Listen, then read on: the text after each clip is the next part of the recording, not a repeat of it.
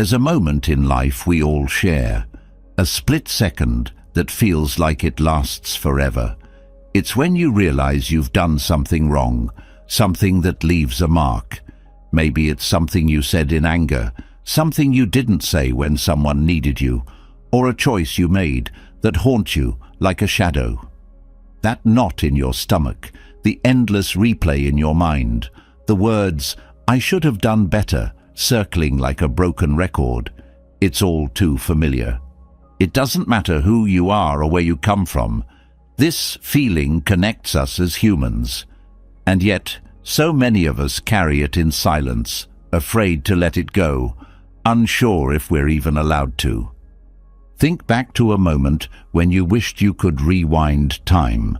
Not just press pause, but actually go back and make it right. Maybe you disappointed someone you care about, hurt someone unintentionally, or let yourself down in a way that still stings. Those memories don't just sit in the past. They stick to you, influencing how you see yourself and how you live today. They can feel like a heavy bag you're forced to carry everywhere, a burden you don't deserve but can't seem to put down. But what if that weight wasn't meant to be carried forever? What if that knot in your stomach, those restless nights, that harsh inner voice criticizing every move you make, what if they could be transformed?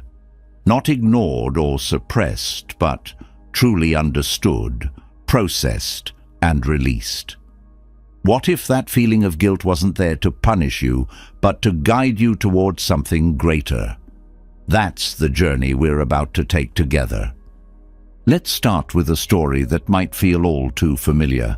There was a man named Arun, a kind-hearted and hard-working individual who prided himself on being there for the people he loved. Arun wasn't perfect, nobody is, but he genuinely tried his best. One day his sister called asking for a small favor.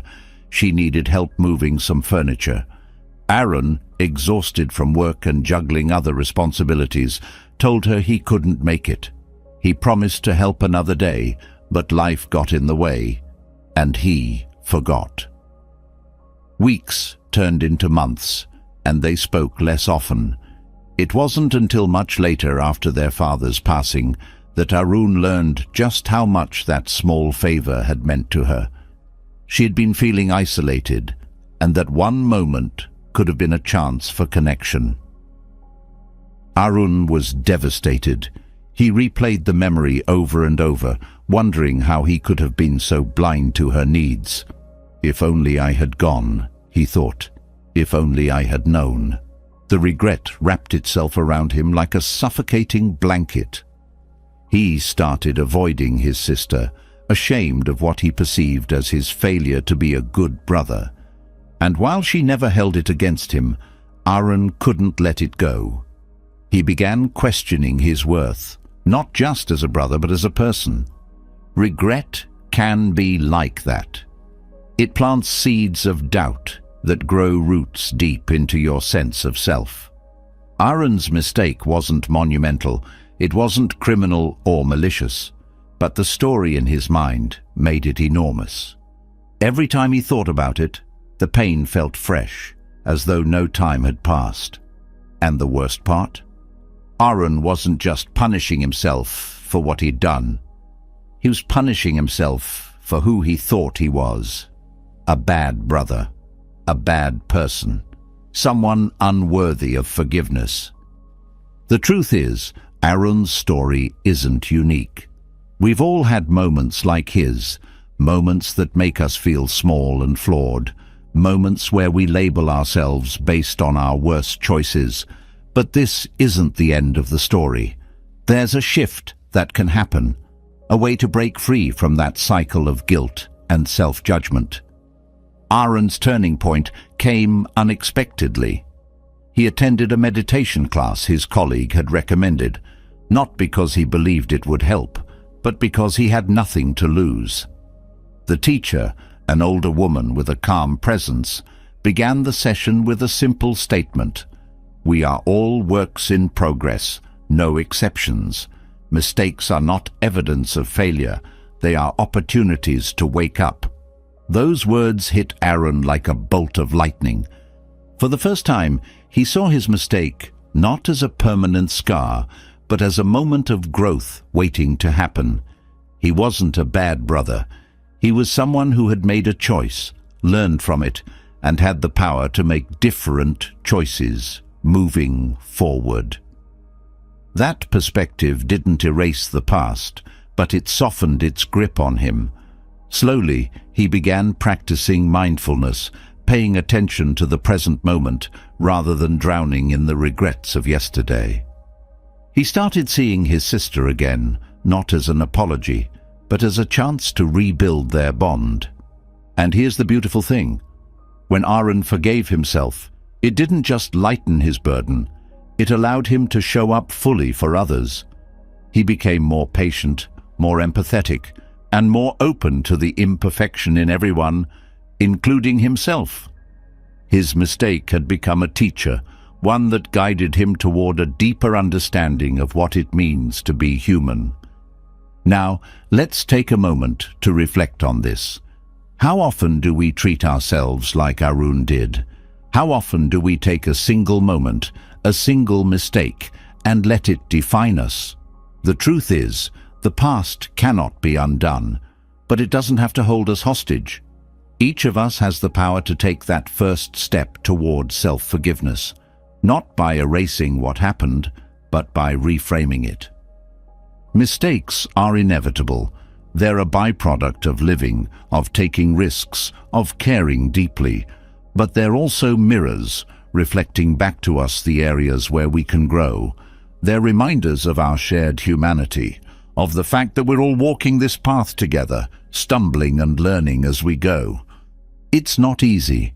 Forgiving yourself can feel like climbing a mountain, especially when guilt and shame weigh heavily on your back. But the climb is worth it. At the top, there's something waiting for you, a version of yourself that understands mistakes not as failures, but as stepping stones, a version of yourself that is kinder, freer, and more at peace. Aaron's story reminds us that the path to self-forgiveness is not about forgetting what happened or pretending it didn't hurt.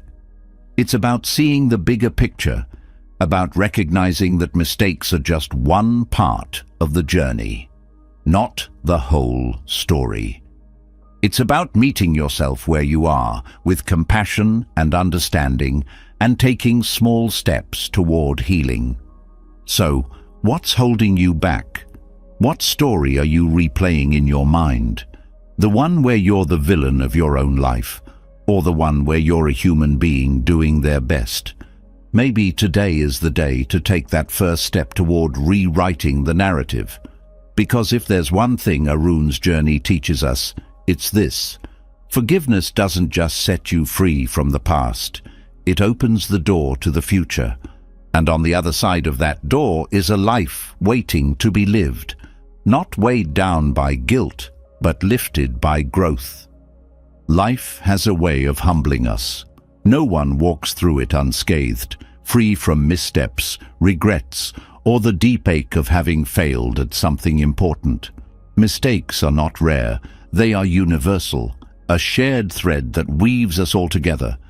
Yet, why do they feel so isolating, as though you're the only one who has faltered? This paradox, where mistakes unite us as human beings but make us feel profoundly alone, is a doorway to understanding something deeper. It's not the mistake itself that holds the most weight. It's the meaning we attach to it. Buddhism offers a perspective that shifts this meaning entirely, transforming mistakes from burdens to opportunities for awakening. Let's step into this perspective and see how it can reshape the way we see our imperfections and, ultimately, ourselves. Mistakes in the Buddhist view are not signs of failure, but markers of being alive. Life itself is a continuous process of learning, unlearning, and relearning, and mistakes are simply milestones along that journey. They are not evidence that something is wrong with you, but proof that you are human. In fact, They serve as a mirror, reflecting areas where growth is possible. Buddhism doesn't shy away from mistakes. It embraces them as essential. They are the cracks through which light enters, the moments where self-awareness begins to bloom. Central to this perspective is the concept of imperfection. In the West, perfection is often idolized, a flawless image, a pristine performance, an unattainable ideal that pressures people to hide their flaws. Buddhism, however, teaches that imperfection is the natural state of all things. This teaching is beautifully illustrated in the Japanese art of kintsugi, where broken pottery is repaired with gold, turning cracks into something that adds to the object's beauty. The philosophy behind this art is deeply Buddhist. What is broken is not ruined, it is transformed. Mistakes, like cracks, are not meant to be concealed, but to become part of the story. This perspective is rooted in the Buddhist understanding of dukkha, or suffering. The Buddha's first noble truth acknowledges that life is marked by dukkha, not as a pessimistic declaration, but as a profound recognition of reality. Mistakes are one form of this suffering, but they are not permanent. They are fleeting, like waves in the ocean, rising, peaking, and eventually dissolving back into the water. When you see mistakes in this way, they lose their ability to define you. They become experiences to learn from, not prisons to remain trapped within. What makes this teaching transformative is its connection to self-awareness. Mistakes, when viewed through a Buddhist lens, are not just errors. They are lessons. They are invitations to look inward and ask, what can I learn from this? This is not about self-criticism or endless analysis, but about cultivating mindfulness. Mindfulness allows you to observe a mistake without being consumed by it. It creates space between the event and your emotional reaction, enabling you to respond with clarity rather than react with guilt or shame. This approach doesn't mean dismissing the impact of your actions. Accountability is an essential part of the Buddhist path. When you make a mistake, the first step is to acknowledge it fully, without excuses or justifications. This acknowledgement is not about self-punishment, but about honesty. Buddhism emphasizes the importance of seeing things as they are, not as you wish they were. By facing your mistakes head-on, you begin to dismantle the illusions that keep you stuck. You start to see the difference between who you are and what you've done. Understanding this distinction is key. In Buddhism, the self is not a fixed identity, but a collection of ever-changing experiences, thoughts, and emotions. When you make a mistake, it doesn't mean you are a bad person. It means you made a choice that had consequences. Separating your actions from your identity is liberating. It allows you to address what happened without carrying the weight of labeling yourself as a failure. This separation is further deepened by the Buddhist teaching of anatta, or no self. Anatta challenges the idea that there is a permanent, unchanging self. Instead, it reveals that what you think of as you is a fluid combination of physical sensations, mental processes, and conditioned responses. When you view mistakes through this lens, they lose their power to define you. You see them as events in a larger flow, not as reflections of your worth. This doesn't erase the impact of the mistake, but changes how you relate to it. You are not your mistakes. You are the awareness observing them. Another cornerstone of the Buddhist perspective on mistakes is the practice of compassion. Mistakes often trigger harsh self-judgment, but Buddhism encourages approaching them with kindness instead. This is not about letting yourself off the hook, but about recognizing that beating yourself up only adds to the suffering. Compassion is the antidote to self-criticism. It allows you to hold your mistake with tenderness, acknowledging the pain it caused without letting it consume you. When you cultivate compassion, you create a space where healing can begin. This compassion extends outward as well. When you understand the role of mistakes in your own life, it becomes easier to forgive others for theirs. You realize that everyone is navigating the complexities of being human, making choices based on their own limitations and understanding. This doesn't excuse harmful behavior, but puts it into context. It reminds you that just as you are learning and growing, so is everyone else. Mistakes also teach humility, an essential quality in Buddhism. They remind you that no one has all the answers, that everyone is a work in progress. This humility is not about feeling small or inadequate, but about recognizing your place in the larger tapestry of life. It's about seeing that your mistakes, while significant, are not the end of the story.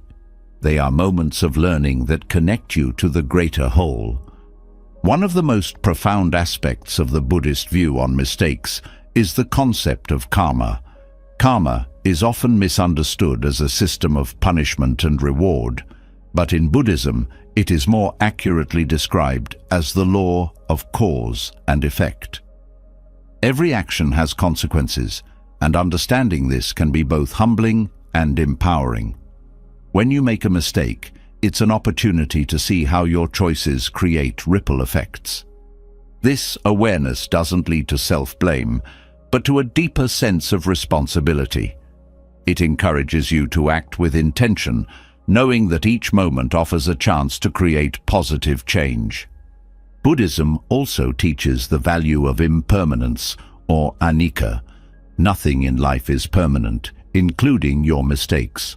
They are moments in time, not eternal truths. This perspective can bring immense relief, reminding you that the pain of a mistake will not last forever. It also emphasizes the importance of moving forward. Dwelling on the past keeps you stuck, but recognizing impermanence frees you to focus on the present moment, where real change happens. At its core, the Buddhist view of mistakes is about balance. It's about holding yourself accountable without tipping into self-condemnation. It's about learning from the past without being imprisoned by it. It's about being imperfect as an integral part of life's beauty. This balance is encapsulated in the middle way, a foundational principle in Buddhism. The middle way avoids extremes, neither denying your mistakes nor being consumed by them. It encourages a path of moderation where mistakes are acknowledged, learned from, and then released. This release is not an act of forgetting, but of transforming. Mistakes are not erased. They are integrated into the fabric of your growth. They become teachers, guiding you toward greater wisdom and compassion. They show you where you've been and point you toward where you can go. And in that process, they reveal a profound truth: that being human is not about being perfect. It's about being whole. Wholeness includes the cracks, the flaws, and the lessons learned along the way. When you view mistakes through the lens of Buddhism, you begin to see them not as detours, but as part of the path itself. They are not obstacles to overcome, but invitations to wake up, to see yourself and the world more clearly. They remind you that life is not a straight line, but a winding journey, full of twists and turns that shape who you are becoming. And in that journey, there is room for every mistake, every lesson, and every step forward. Mistakes often leave behind something deeper than regret, a sense of unease, a lingering discomfort that seems to gnaw at your heart and mind. Beneath the surface of every misstep lies an undeniable truth: suffering. It's there in the sleepless nights, the aching guilt, and the relentless what-ifs. But suffering isn't merely a byproduct of life's challenges. It is life's most profound teacher. It holds the power to break you open and reshape you into someone stronger, wiser, and more compassionate. This isn't about glorifying pain, but understanding its role in transformation. When you stop resisting suffering and start listening to it, something remarkable begins to happen. Growth, healing, and perhaps even forgiveness. Suffering is the thread that runs through all human experience, binding us together. It's easy to view it as an enemy, something to escape or avoid at all costs. Yet, in Buddhism, suffering is not seen as an adversary, but as a universal truth, one that must be embraced to uncover the deeper layers of life. The first noble truth, the cornerstone of Buddhist philosophy, speaks directly to this reality. It does not shy away from the fact that life includes suffering. Instead, it invites us to face it, not as a defeat, but as a doorway to understanding. Suffering is not a punishment, but a signal, a wake-up call to pay attention. When you start to recognize suffering for what it is, you stop running from it. Often, the pain of a mistake is amplified, not by the mistake itself, but by your resistance to it. The more you push it away, the more it lingers. The Buddhist perspective teaches that the first step toward healing is acknowledgement. This means sitting with your discomfort, allowing yourself to feel it fully without judgment. It's not an easy process, but it is necessary. Avoiding suffering only delays the lesson it carries. Facing it allows you to grow through it. Growth through suffering begins with self-awareness. When you lean into the discomfort of a mistake, you gain clarity about its roots. Perhaps it stems from unmet expectations, unspoken fears, or a need for control. These insights don't come from blaming yourself, but from observing yourself. Suffering strips away the surface, revealing what truly matters. It forces you to confront the parts of yourself that are often hidden, the insecurities, the doubts, the unhealed wounds. In this confrontation, you find the seeds of transformation.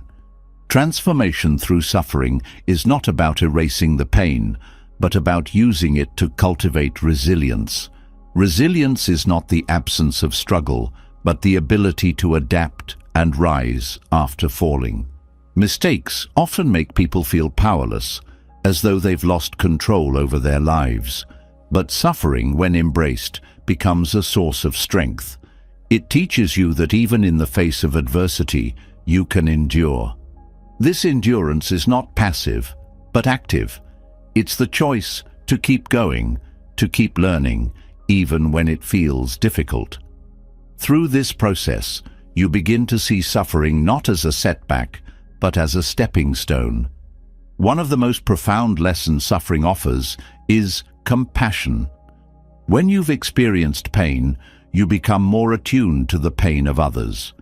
Mistakes can make you feel isolated, as though no one else could possibly understand what you're going through.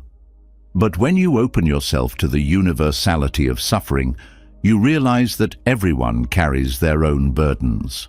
This realization fosters empathy, the ability to connect with others on a deeper level. It reminds you that you're not alone, that your suffering is part of the shared human experience. Compassion for others often begins with compassion for yourself. Self-compassion is a radical act in a world that often equates worth with perfection. Mistakes can make you feel unworthy, but suffering teaches you that your worth is not tied to your flaws. It is found in your ability to learn, to grow, and to forgive. Self-compassion does not mean excusing harmful behavior, but recognizing that you are more than your mistakes. It's about speaking to yourself with the same kindness you would offer a friend. When you approach your suffering with self-compassion, it becomes less of a weight and more of a guide. Suffering also teaches impermanence, the Buddhist principle that everything is temporary. No matter how intense the pain feels, it will not last forever. This doesn't mean the impact of a mistake disappears, but it does mean that your relationship to it can change. When you understand that suffering is impermanent, you stop clinging to it. You allow it to move through you, leaving behind the wisdom it was meant to impart. This perspective encourages you to let go, not with indifference, but with understanding. Letting go of suffering requires acceptance. Acceptance is often misunderstood as resignation, but in Buddhism, it is a powerful act of courage. It means acknowledging reality as it is, not as you wish it were. When you accept your suffering, you stop fighting against it. This doesn't mean you condone the mistake or its consequences, but you make peace with the fact that it happened. Acceptance creates space for healing. It allows you to focus on what can be changed rather than being consumed by what cannot. Suffering also reveals the interconnectedness of all things. Every action has consequences, not just for you, but for those around you. Mistakes often create ripples, affecting relationships, opportunities, and experiences. This interconnectedness can feel overwhelming, but it also offers a sense of purpose. It reminds you that your actions matter, that your growth has the potential to benefit others. When you transform your suffering into growth, you contribute to a greater good. This sense of purpose can be a powerful motivator on the path to self-forgiveness. The path to self-forgiveness is not linear. It's a journey with twists and turns, moments of progress and moments of struggle. Suffering is a companion on this journey, not an obstacle. It walks beside you, pointing out the lessons you might otherwise overlook. Each step forward is an act of courage, a reminder that you are capable of growth. This journey requires patience, not just with the process, but with yourself. Mistakes often trigger a sense of urgency, a need to fix everything immediately. But growth takes time, and suffering teaches you to honor that time. Forgiveness, both for yourself and others, is the ultimate act of liberation. It frees you from the chains of the past, allowing you to live fully in the present. Suffering plays a crucial role in this liberation. It shows you where you're holding on too tightly, where you need to let go. It invites you to release the stories you've been telling yourself about your mistakes, stories of unworthiness, failure, and shame. In their place, you can create new narratives of resilience, compassion, and transformation. Through the lens of Buddhism, suffering is not a curse, but a blessing in disguise. It is the soil in which growth takes root, the fire that refines you, the mirror that reveals your true self. When you embrace suffering, you stop being its victim and become its student. You learn to see mistakes not as permanent marks, but as temporary lessons. And in this learning, you find the strength to forgive, to heal, and to move forward. As the journey continues, remember this: suffering is not the end of the story. It is the beginning of something deeper, something richer. It is the gateway to self-awareness, the foundation of compassion, and the catalyst for transformation. By embracing suffering, you unlock the potential for growth that has always been within you. And through this growth, you discover that even the heaviest burdens can be turned into stepping stones. Suffering often leaves questions lingering in its wake. Why did this happen? Was it something I did? Could I have prevented it? These questions are not just signs of introspection, but echoes of a deeper yearning to make sense of life's events. Buddhism answers these questions through the principle of karma, a law of cause and effect that governs all actions and their consequences. This teaching doesn't point fingers or assign blame. Instead, it offers clarity, helping you take responsibility for your actions without sinking into self-judgment.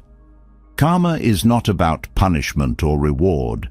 It's about understanding the ripple effects of what you do, say, and think, and how these actions shape the world around you and the life within you. Karma, at its core, is a principle of interconnection. It reveals how every action you take sets into motion a series of consequences, much like a pebble dropped into a still pond.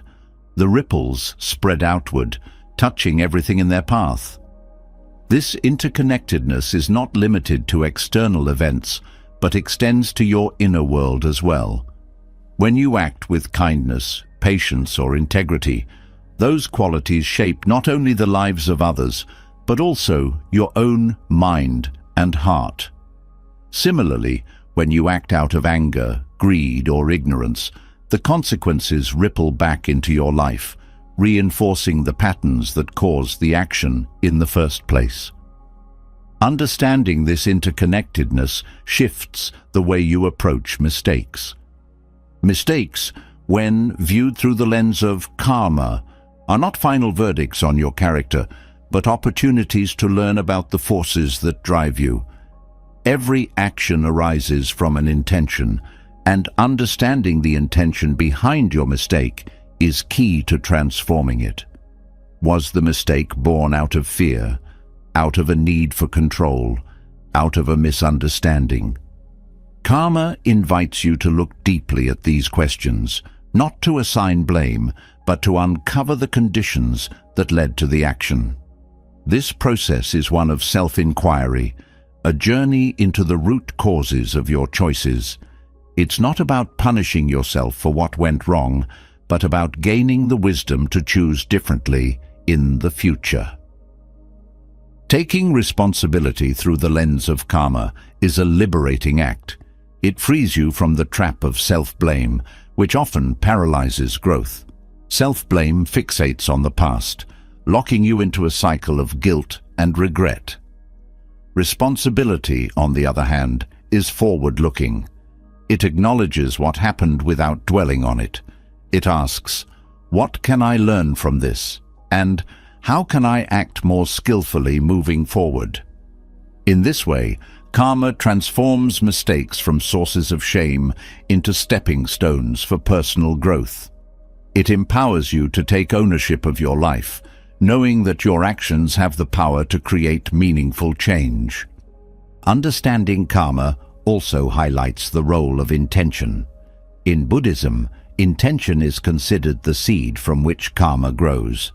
Two people could perform the same outward action, but their intentions could lead to vastly different karmic outcomes.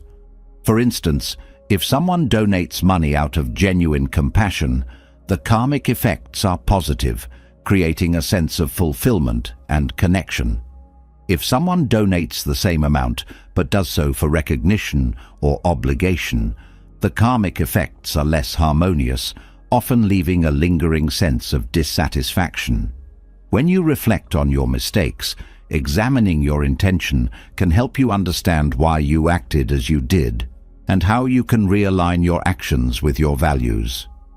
Karma also teaches impermanence, a principle that offers relief when dealing with the consequences of mistakes. Just as every action creates ripples, those ripples eventually fade. The consequences of a mistake, while real, are not eternal. This impermanence allows room for growth and change. It reminds you that no mistake defines you forever. What matters is not just the action itself, but how you respond to it. Do you let it harden you into self-judgment, or do you use it as a catalyst for self-awareness and growth? Karma invites you to take an active role in shaping the ripples that follow your actions. Another profound aspect of karma is its emphasis on mindfulness. Karma does not operate on autopilot. It is shaped by conscious awareness. When you act mindlessly, without pausing to consider the effects of your actions, you're more likely to create harmful karma, both for yourself and others. Mistakes often arise from moments of distraction, when your actions are driven by impulses rather than intention. By cultivating mindfulness, you can interrupt this pattern. Mindfulness allows you to act with greater clarity, reducing the likelihood of repeating past mistakes.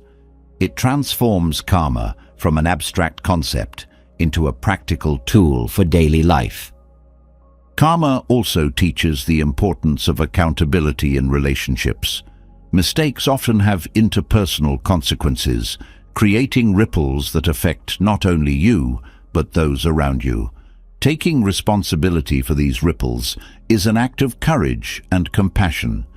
It requires acknowledging the impact of your actions without defensiveness or denial. This acknowledgement is not just for the benefit of others, it's also for your own growth. When you take responsibility for the effects of your actions, you deepen your understanding of karma and its interconnected nature. You begin to see how your choices contribute to the web of relationships that sustain you.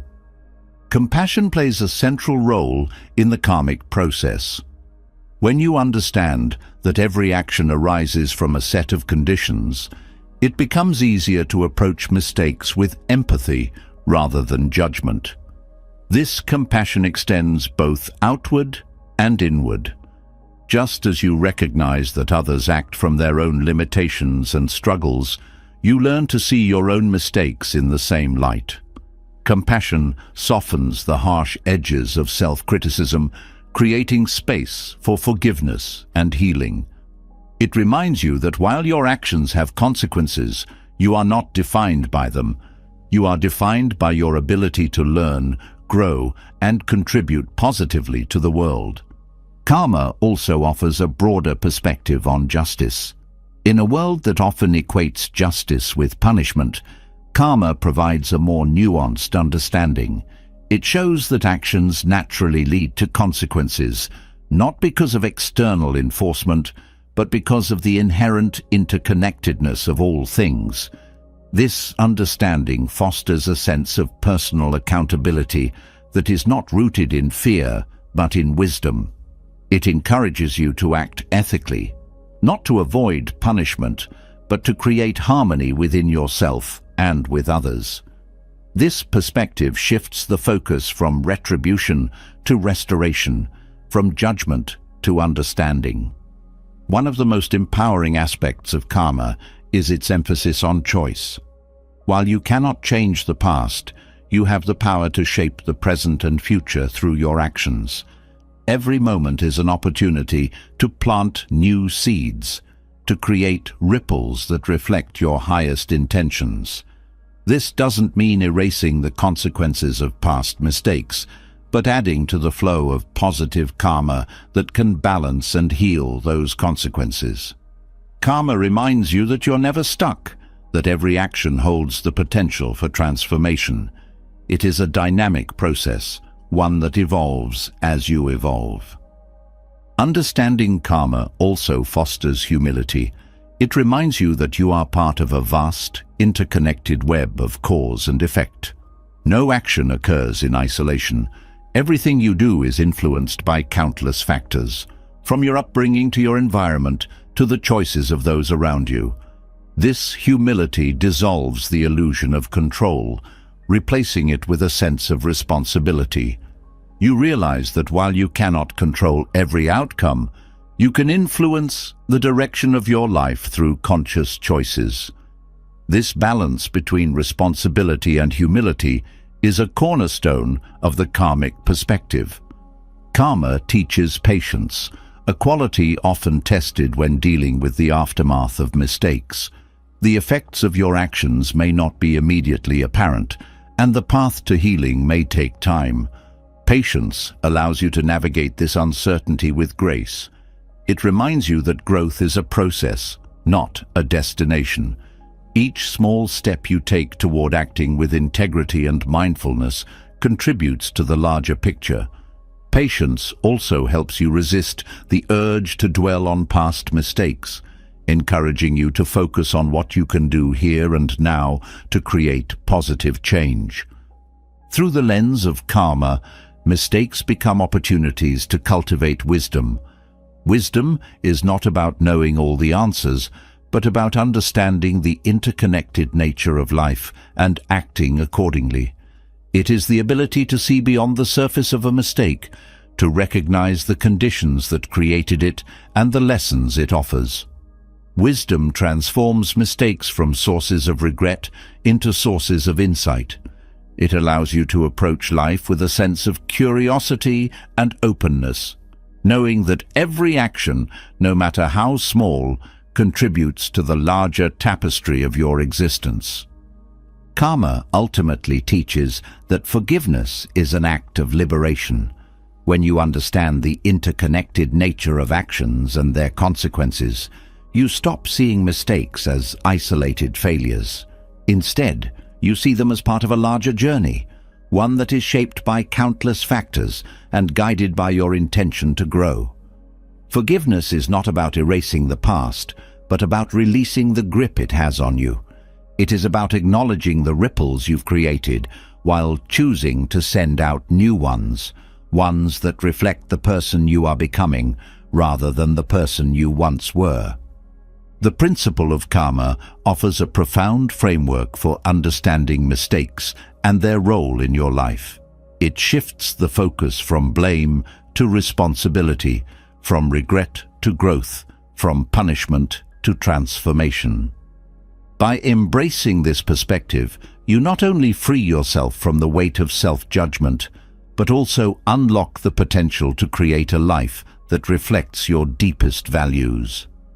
Karma reminds you that every action matters, that every choice holds the power to shape your reality. And in that truth lies the path to self-forgiveness and lasting transformation. Karma reveals the intricate web of cause and effect, showing us how each action ripples outward and inward, shaping who we are and the world we experience. But knowing this isn't always enough to soften the sharp edges of guilt or regret. After recognizing the weight of responsibility, there remains the challenge of living with it. This is where mindfulness enters as a powerful ally. Mindfulness is not just a tool for calmness. It is a profound practice that allows you to step into the present moment, meet your emotions with compassion, and begin to release the chains of guilt tied to past mistakes.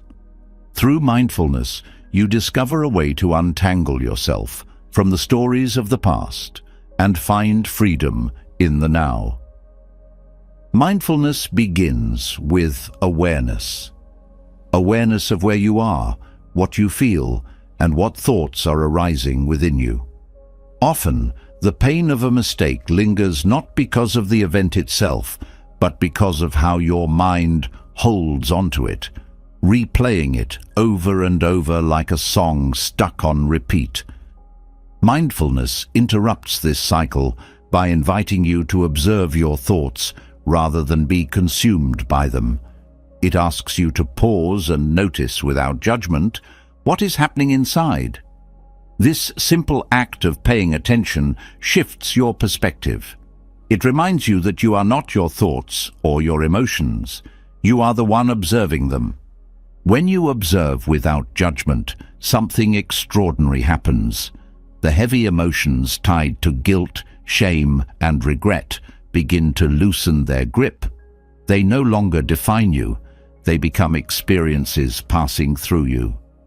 Mindfulness creates space between you and your emotions, allowing you to respond to them with curiosity rather than reaction.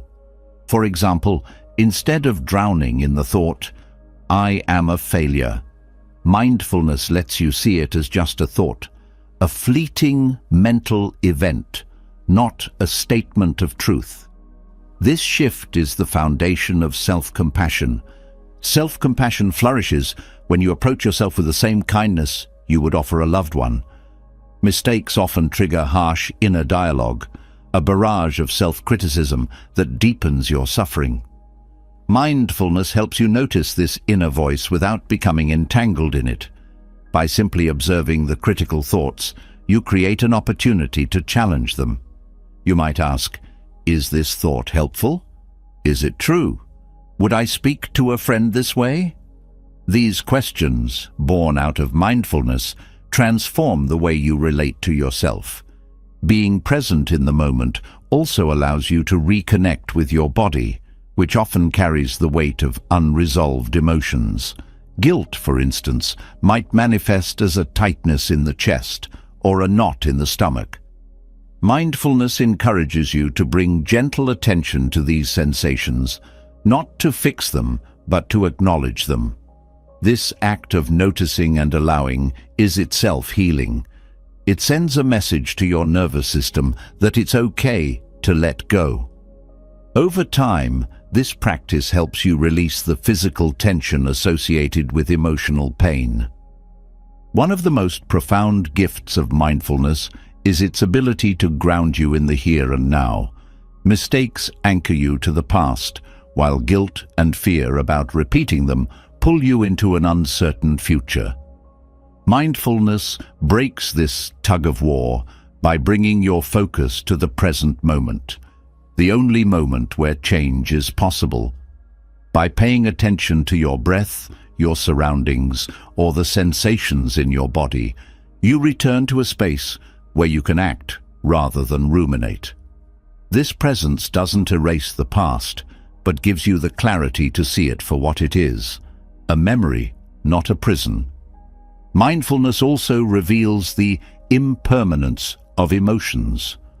When you observe your feelings without clinging to them, you start to notice that they come and go, like waves on the shore. No emotion lasts forever, no matter how intense it feels in the moment.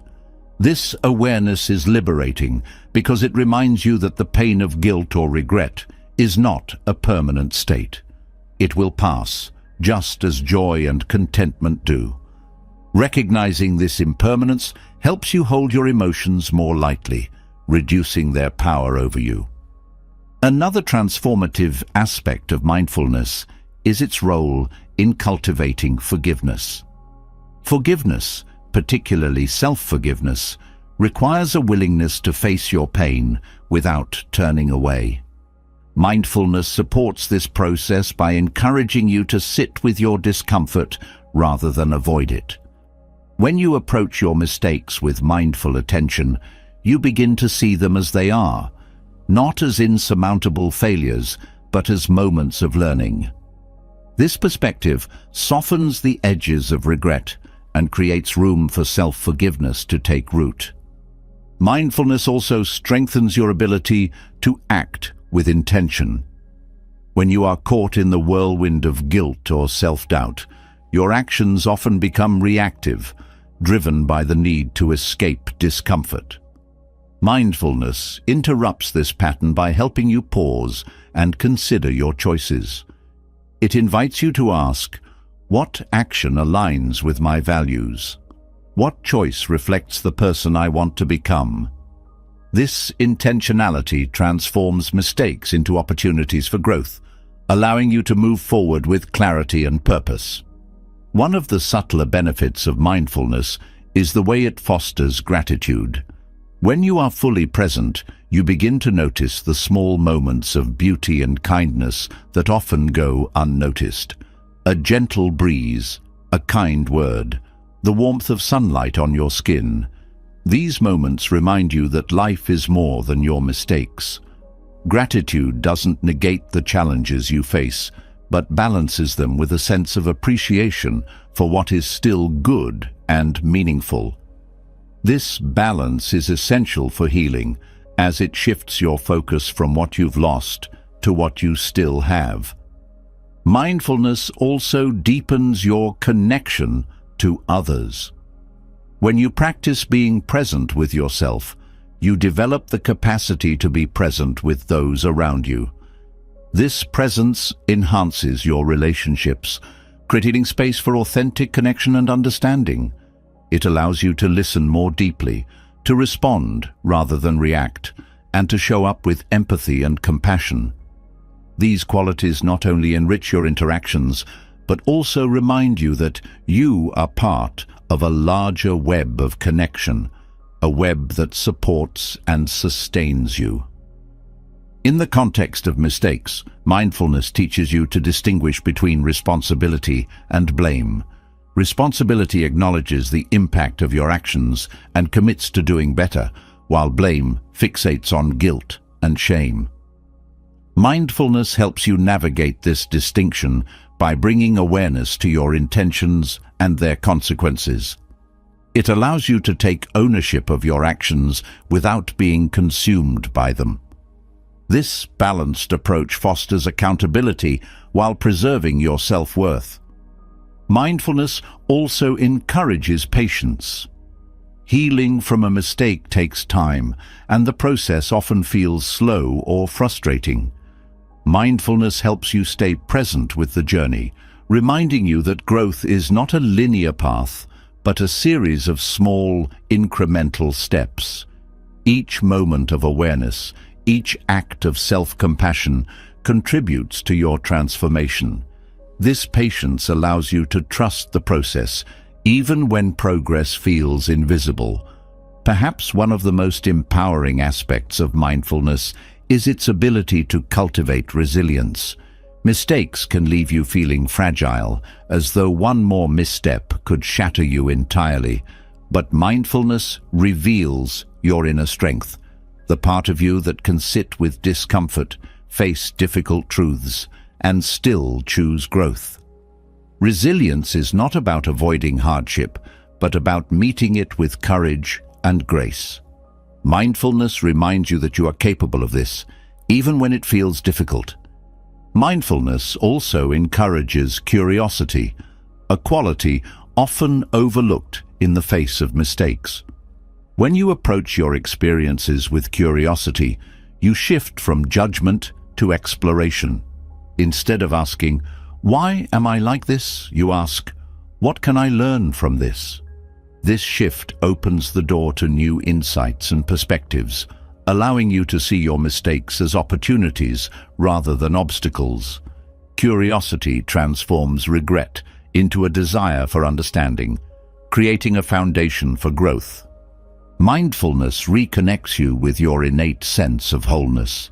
Mistakes often make you feel broken or incomplete, as though something is fundamentally wrong with you. But mindfulness reminds you that your true nature is not defined by your actions or their consequences. Beneath the surface of guilt and regret lies a wellspring of peace, compassion, and wisdom, a core that remains untouched by your mistakes.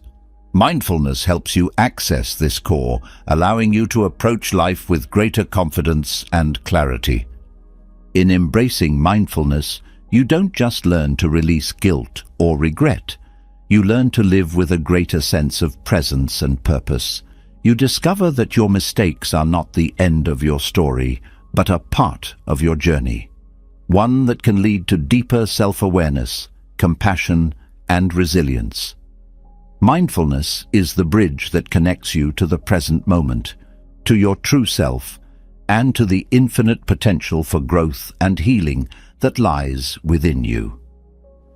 Through this practice, you transform not only your relationship with your mistakes, but also your relationship with yourself. Mindfulness reveals the power of presence, grounding you in the here and now. But what about the grip of the past? Those moments of regret, the memories that resurface uninvited, and the weight of what could have been. These can linger, keeping you tethered to a time you can no longer change. The Buddhist concept of non-attachment offers a profound way to free yourself from this cycle. It's not about indifference or forgetting, but about releasing the hold the past has over you, while carrying forward the wisdom it offers. Non-attachment is the key to letting go without losing the lessons, and it unlocks a life lived with clarity and peace. At its heart, non-attachment teaches that clinging is the source of much of our suffering. When you hold tightly to past mistakes or regrets, you create a mental loop that replays the pain over and over again. This clinging doesn't change the past, it only amplifies its hold on you. Buddhism refers to this attachment as upadana, a grasping at what cannot be undone. Non-attachment, by contrast, is the practice of loosening that grip, not by force, but by understanding. It is a gentle untying of the knots that bind you to the past, allowing you to move forward with grace. Letting go begins with acceptance. To release the past, you must first acknowledge it fully, not as you wish it had been, but as it was. This is not an easy step, as it requires facing the discomfort of your mistakes without turning away. Acceptance does not mean condoning what happened or dismissing its impact. It means recognizing the reality of the past and choosing to stop fighting it. When you accept what cannot be changed, you free yourself from the struggle against reality. This freedom is the foundation of non-attachment. Non-attachment also invites you to separate yourself from the narratives you've built around your past. Often, the pain of a mistake is less about the event itself and more about the story you tell yourself about it. You may label yourself as a failure, a bad person, or someone undeserving of happiness. These labels become identities, shaping how you see yourself and how you move through the world. Non-attachment asks you to question these stories. Are they true? Are they helpful? Or are they simply habits of thought that keep you stuck? By letting go of these narratives, you create space to redefine yourself.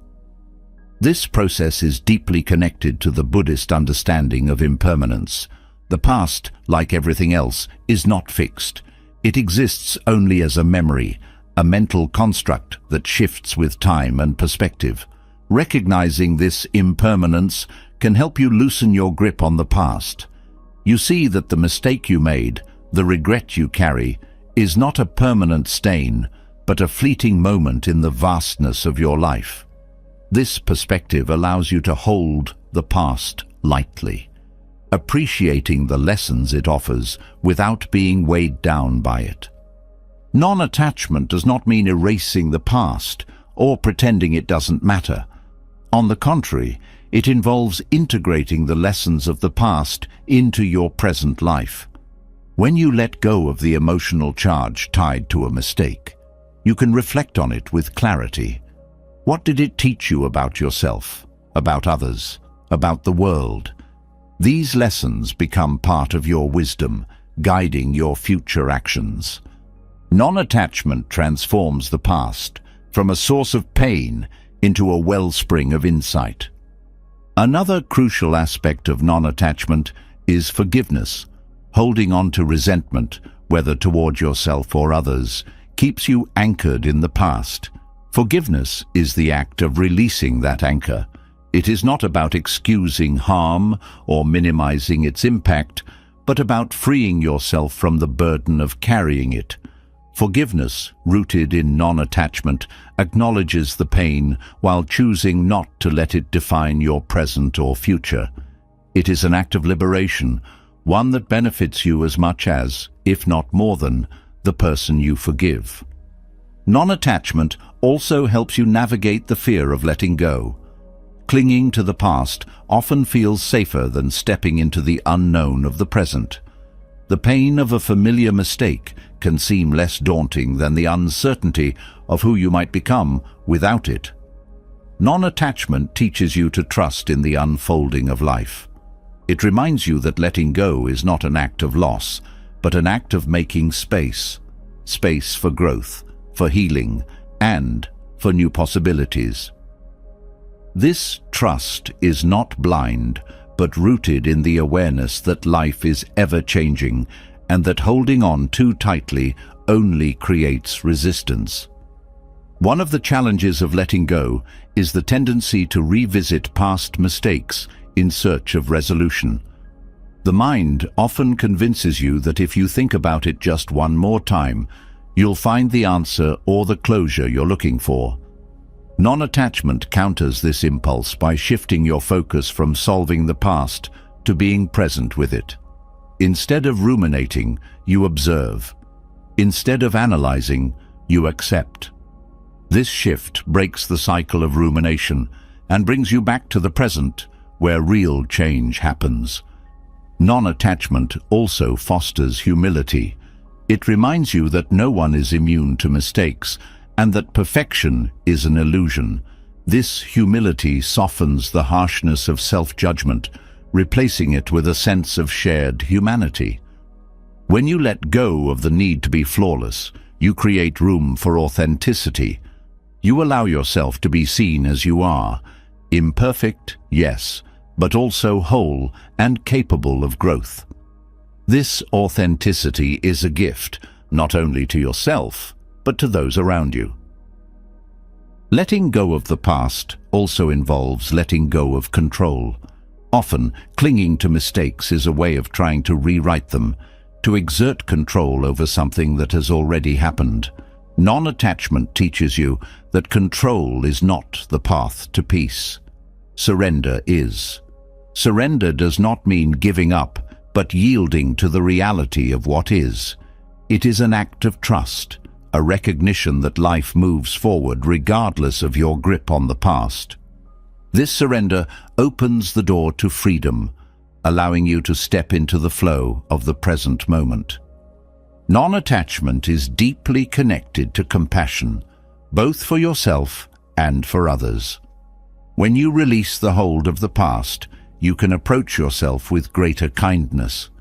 You see that your mistakes, while painful, do not diminish your worth. Compassion also extends outward, helping you understand that others are on their own journeys of growth and imperfection.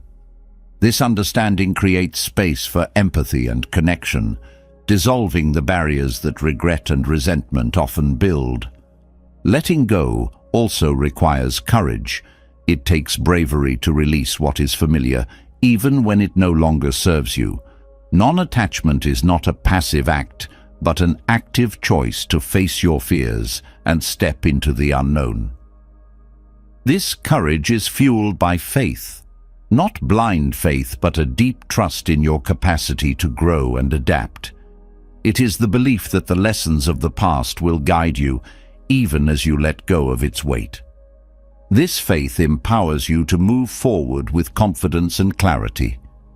The practice of non-attachment also cultivates gratitude.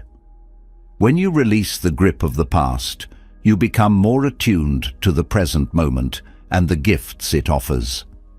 Gratitude shifts your focus from what you've lost to what you have. It reminds you that every mistake, every regret has brought you to where you are now. This perspective transforms the past from a source of pain into a source of appreciation. Gratitude, like non-attachment, is a practice of freedom. Non-attachment ultimately leads to liberation. When you let go of the past, you free yourself from its chains. You reclaim your energy, your focus, and your ability to fully engage with life. This liberation is not about forgetting the past, but about integrating it into your journey in a way that serves your growth. It is the realization that you are not bound by what has happened, but are constantly being shaped by what you choose to do now. Non-attachment transforms the past from a weight to be carried into a foundation to build upon. Through the practice of non-attachment, you learn to see the past not as a prison, but as a teacher. You release the pain, retain the lessons, and move forward with a heart that is lighter and a spirit that is freer. This is not an easy path, but it is a transformative one. It is a journey of courage, compassion, and profound inner freedom. A journey that allows you to fully embrace the present while honoring the wisdom of the past. Letting go of the past releases its grip on your heart, creating space for healing and growth. But what about the stories we tell ourselves about who we are? So often, we attach our identity to our mistakes, carrying the weight of labels like failure or unworthy. These stories don't just linger, they define the way we see ourselves, shaping every choice we make. Buddhism invites us to explore a liberating truth. The self, as we think of it, is not fixed or permanent. The concept of no self, or anatta, challenges the idea of an unchanging ego, offering freedom from the prison of self-criticism and the illusion that you are your mistakes. The idea of no self can feel unsettling at first because so much of human experience revolves around identity. From a young age, we are taught to define ourselves by our actions, roles, and relationships. When we make mistakes, those definitions become harsher. Instead of seeing the mistake as an event, we internalize it as a flaw in who we are. Anatta disrupts this cycle by revealing that what we call the self is not a fixed entity, but a constantly shifting process. This perspective is not about denying individuality, but about understanding its fluid nature. In Buddhism, the self is described as a combination of 5 aggregates: form, sensation, perception, mental formations, and consciousness. Together, these elements create the illusion of a unified self, much like how the ingredients of a meal come together to create a single dish. However, just as a meal is not a permanent entity, neither is the self. Each aggregate is impermanent and subject to change. Recognizing this impermanence allows you to see mistakes in context. They are not a reflection of a fixed self, but part of the ever-changing flow of experience. This understanding frees you from the burden of identifying with your mistakes. When you see that there is no permanent I to carry the weight of guilt or shame, those emotions lose their grip. Instead of thinking, "I'm a failure," you begin to see that failure was an experience, not an identity. This shift is transformative because it opens the door to growth. If the self is not fixed, then you are not bound by your past. You are free to change, to evolve, and to redefine yourself in every moment. One of the profound effects of anatta is the way it softens self-criticism. The harsh inner voice that judges your every move thrives on the illusion of a solid self. It says, "You always mess up," or "You'll never be good enough," as though these qualities are permanent truths. When you embrace the concept of no self, these judgments lose their foundation. You begin to see them as thoughts arising and passing, not as reflections of who you are. This creates space for self-compassion, replacing judgment with understanding. The idea of no self also encourages humility. Often the ego clings to achievements and failures alike, using them to build a narrative of superiority or inadequacy. This clinging creates a distorted sense of identity that limits your perspective. When you let go of the need to define yourself through your actions, you become more open to learning and growth. Humility is not about diminishing your worth, but about recognizing that you are part of a larger whole, interconnected with everything around you. Anatta also reveals the interconnected nature of experience. The self does not exist in isolation. It arises in relationship to the world. Your thoughts, emotions, and actions are influenced by countless factors, from your upbringing to your environment to the choices of others. This interconnectedness highlights the futility of self-blame. When you make a mistake, it is not the result of a singular fixed identity, but of a complex web of causes and conditions. Understanding this encourages you to approach your mistakes with curiosity rather than judgment. This perspective also fosters resilience. When you stop seeing mistakes as reflections of a flawed self, you become less afraid of making them.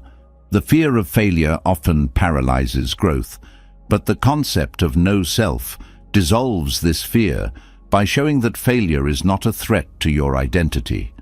It is simply a moment in time, a lesson to be learned. Resilience is born from this freedom, the ability to face challenges without clinging to the outcome or letting it define you. No self also transforms the way you relate to others. When you let go of the need to protect or defend a fixed identity, you become more open to connection. Mistakes often strain relationships because they trigger feelings of shame or defensiveness. Anatta dissolves these barriers, allowing you to take responsibility for your actions without being consumed by them. This openness creates a foundation for trust and understanding, deepening your relationships and fostering mutual growth. The practice of mindfulness plays a crucial role in realizing no self. Mindfulness allows you to observe the arising and passing of thoughts, emotions, and sensations without clinging to them. Through this observation, you begin to see the fluid nature of experience. You notice that what you call self is constantly changing, shaped by the conditions of each moment. This awareness is liberating because it breaks the cycle of identification. Instead of saying, "I am angry," or "I am guilty," you begin to see, "Anger is arising," or "Guilt is present." This shift creates a sense of spaciousness, allowing you to respond to your emotions rather than react to them. Anatta also encourages you to question the stories you tell yourself about your mistakes. These stories often reinforce the illusion of a fixed self, creating narratives like, "I always mess up," or "I'm just not good at this." By examining these stories through the lens of no self, you begin to see their impermanence. They are not truths, but patterns of thought that can be changed. This realization empowers you to rewrite your narrative, focusing on growth and possibility rather than limitation. The concept of no self does not negate responsibility. Rather, it deepens it. When you see that your actions arise from a web of causes and conditions, you become more mindful of the impact of your choices. Responsibility in this context is not about self-blame, but about conscious action. It is the recognition that while you cannot control every outcome, you can influence the direction of your life through your intentions and actions. This perspective encourages you to act with integrity and awareness. No self also invites you to explore the deeper layers of your being. Beneath the shifting thoughts and emotions lies a sense of presence, a quiet, stable awareness that is not defined by the fluctuations of experience.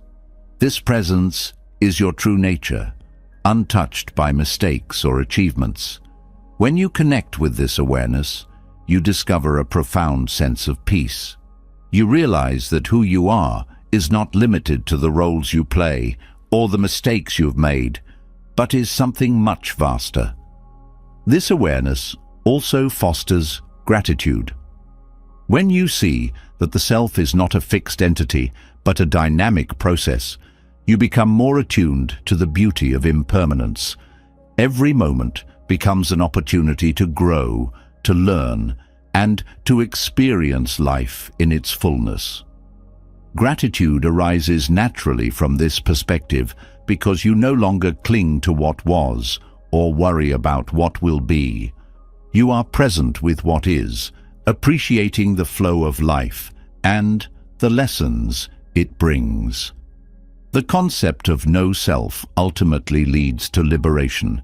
It frees you from the chains of self-criticism and the illusion of being defined by your mistakes. It shows you that your worth is not tied to your actions, but is inherent in your being. This liberation is not an escape from life, but a deeper engagement with it. It allows you to face challenges with courage, to embrace change with grace, and to live with a sense of openness and possibility.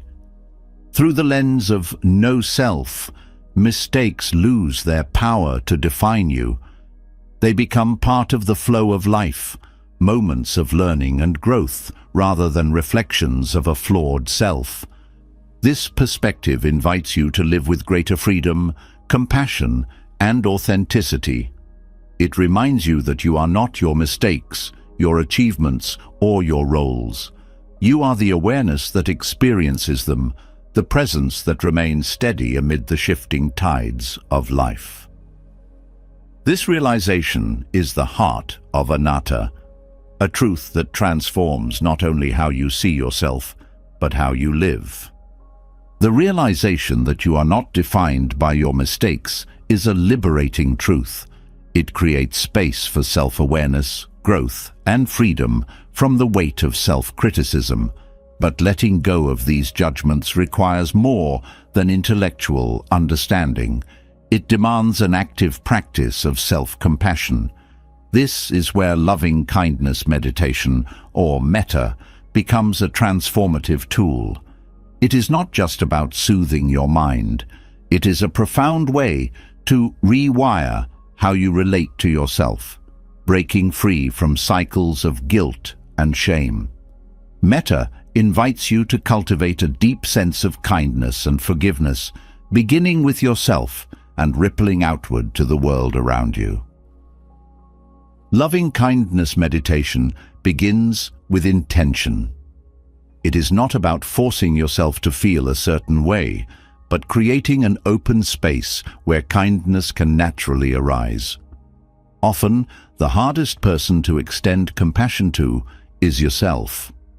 Mistakes, regrets, and unmet expectations create barriers that make self-forgiveness seem unreachable. Metta gently dissolves these barriers, starting with the simple act of wishing yourself well. Even if the words feel hollow at first, the practice creates a pathway for self-compassion to grow. The structure of metta is simple yet profound. You begin by silently repeating phrases of goodwill toward yourself, such as, "May I be happy," "May I be healthy," "May I be free from suffering." These words are not mere affirmations. They're seeds planted in the fertile ground of your mind. Each repetition nurtures a sense of care and warmth, softening the inner critic that often dominates your thoughts. With time and consistency, these seeds begin to take root, transforming the way you perceive yourself. One of the most transformative aspects of metta is its focus on unconditional kindness. Self-compassion often comes with conditions. "I'll forgive myself if I do better next time," or "I'll be kind to myself once I've fixed this mistake." Metta removes these conditions, reminding you that kindness is not something you have to earn. It is a birthright, an inherent part of being human. This shift is profound because it allows you to embrace yourself as you are, not as you think you should be. As you practice loving kindness meditation, you may encounter resistance. Negative self-talk, deeply ingrained over time, may rise to the surface. These voices might say, "You don't deserve kindness," or "This won't change anything." Metta does not ask you to fight these thoughts. Instead, it invites you to acknowledge them without judgment and gently return to the practice. This process teaches patience, showing you that transformation is not about erasing old patterns, but consistently creating new ones. Metta also fosters a sense of safety within yourself. Often the harshness of self-judgment creates an internal environment of fear and unease. Loving kindness meditation replaces this with a sense of warmth and acceptance. By offering yourself kindness, you create a refuge within, a place where you can rest, heal, and grow. This inner safety is crucial for self-forgiveness, as it provides the stability needed to face your mistakes without being overwhelmed by them. The benefits of metta extend beyond the meditation itself. As you cultivate kindness toward yourself, it naturally begins to ripple outward. You may find yourself becoming more patient with others, more understanding of their imperfections. This outward flow of compassion reinforces your practice, creating a cycle of kindness that nourishes both you and those around you. This interconnectedness is at the heart of metta, reminding you that self-forgiveness is not an isolated act, but part of a larger web of compassion. Metta also teaches the power of repetition. The phrases may seem simple, but their repeated practice builds a foundation of kindness that becomes part of your daily life. Just as water wears away stone over time, loving kindness meditation gradually softens the hardness of self-criticism. Each session, no matter how brief, contributes to this transformation. The key is consistency, returning to the practice even on days when it feels difficult or ineffective. One of the profound lessons of metta is the recognition of shared humanity. When you wish yourself well, you are acknowledging your own struggles, your own efforts to navigate life's challenges. This acknowledgement fosters a sense of connection with others who are also doing their best in an imperfect world. Understanding this shared experience dissolves the isolation that often accompanies self-judgment. It reminds you that mistakes do not separate you from others. They are what unite you in the human experience. Loving kindness meditation also helps to reframe the way you view your mistakes. Instead of seeing them as failures, you begin to see them as opportunities to practice compassion. Each mistake becomes a moment to offer yourself kindness rather than judgment, to choose growth over self-punishment. This shift in perspective transforms how you relate to the past, freeing you from its grip and allowing you to move forward with a lighter heart. The physical benefits of metta should not be overlooked. Studies have shown that practicing loving-kindness meditation can reduce stress, lower blood pressure, and increase feelings of well-being. These effects are not just side benefits. They are integral to the process of self-forgiveness. When your body feels calmer and more at ease, it becomes easier to approach your inner world with gentleness. This mind-body connection reinforces the practice, creating a holistic path to healing. Metta also cultivates resilience. By repeatedly offering yourself kindness, you build an inner strength that can withstand the challenges of life. This resilience is not about ignoring pain or difficulty, but about meeting them with compassion. It is the ability to say, even in the face of this, I choose kindness.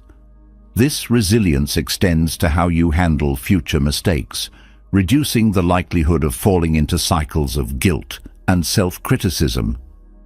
Another powerful aspect of metta is its role in dissolving shame. Shame thrives on secrecy and silence, convincing you that your flaws make you unworthy of love or connection. Loving kindness meditation counters this by openly acknowledging your humanity. It says, you are deserving of kindness, not despite your mistakes, but because of them. This acknowledgement is deeply healing, breaking the cycle of shame and replacing it with self-acceptance. Metta also encourages you to be present with yourself. In the rush of daily life, it is easy to overlook your own needs, to push aside your emotions in favor of productivity or distraction. Loving kindness meditation creates a space where you can pause and truly listen to yourself. This presence is a form of self-care, a way of saying, you matter. It reminds you that taking time for yourself is not selfish, but essential for your well-being. The practice of metta also highlights the importance of balance. Self-compassion is not about avoiding responsibility or ignoring the impact of your actions.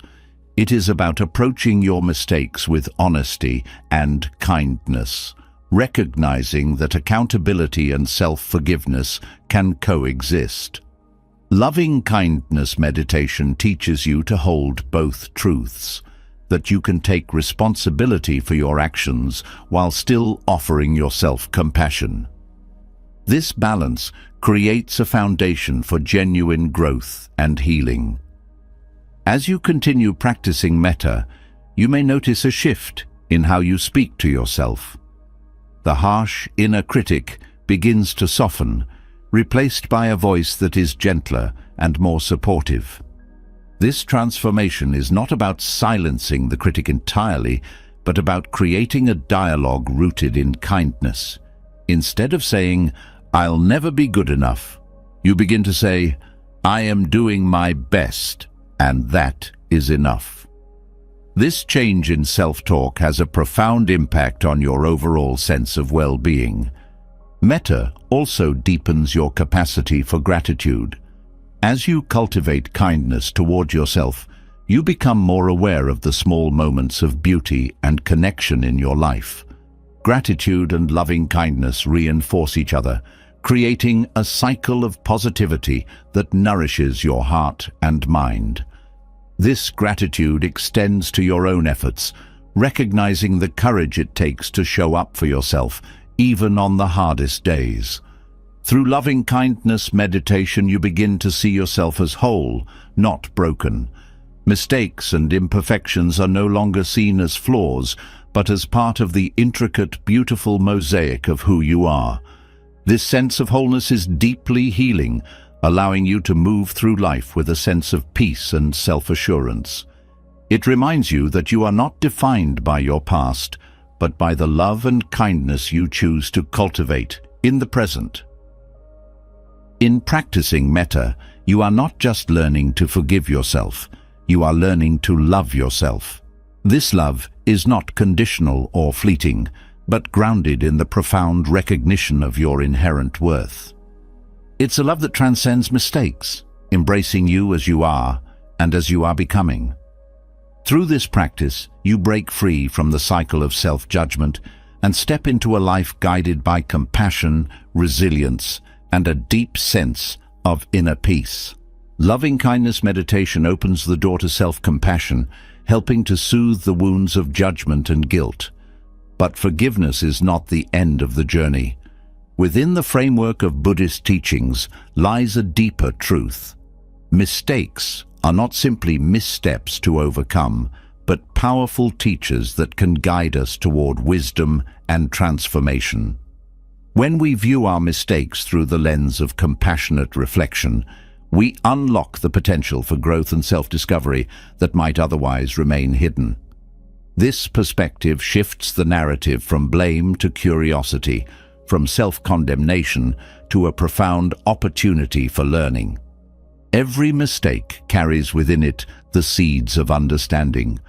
While it's natural to feel the sting of regret, Buddhist teachings encourage us to look beyond the discomfort and seek the lesson it offers. This begins with mindfulness, the practice of fully observing an experience without judgment.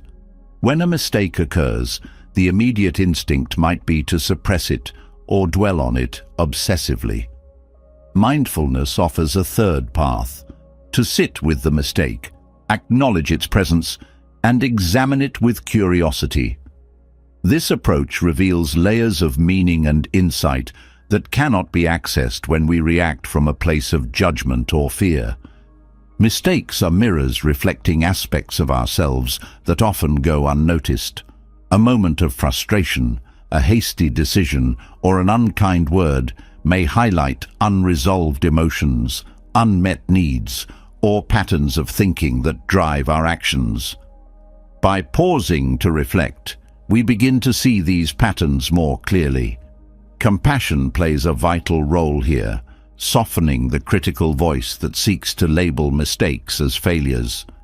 Instead of thinking, "I always mess things up," the question shifts to, "What can this teach me about myself?" This reframing transforms the mistake from a source of pain into a valuable teacher. Buddhist philosophy teaches that suffering arises from attachment, including attachment to an idealized version of ourselves. Mistakes challenge these ideals, often leading to feelings of inadequacy or disappointment. However, when we accept that imperfection is an inherent part of being human, the pressure to meet unrealistic standards begins to dissolve. Mistakes no longer feel like a betrayal of who we are, but a natural part of our journey. This acceptance creates a foundation for compassionate reflection, allowing us to explore mistakes without the weight of shame or self-blame. One of the most profound lessons mistakes offer is the opportunity to practice humility. It's easy to get caught up in the illusion of control, believing that if we work hard enough or plan meticulously, we can avoid failure. Mistakes remind us of our limitations, not as a punishment, but as an invitation to embrace our shared humanity. This humility fosters a sense of connection with others as we come to understand that everyone faces challenges and missteps. Compassion grows when we recognize that we are not alone in our struggles. Mistakes also teach resilience.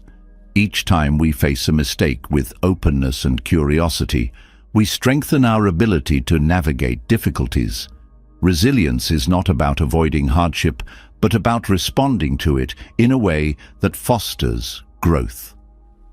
When a mistake occurs, it's natural to feel a sense of loss of pride, of trust, or of a desired outcome. Compassionate reflection helps us move through this loss by focusing on what can be learned and how we can adapt. This resilience becomes a cornerstone of personal growth, enabling us to face future challenges with greater confidence. Another key lesson mistakes offer is the importance of intention. In Buddhist teachings, intention is seen as the foundation of ethical conduct and personal growth. When reflecting on a mistake, the question is not just, "What happened?" but, "What was my intention in that moment?"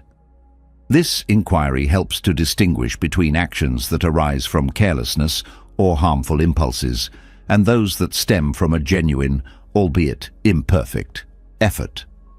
Recognizing the role of intention shifts the focus from judgment to understanding, creating space for growth and self-compassion. Mistakes also reveal the interconnectedness of our actions. In the moment, a mistake might feel like an isolated event, but upon reflection, it becomes clear how many factors contributed to it: our mood, external pressures, and even the influence of others. This awareness fosters a sense of responsibility that is balanced by compassion. It reminds us that while we cannot control every outcome, we can learn to navigate our circumstances with greater awareness and care.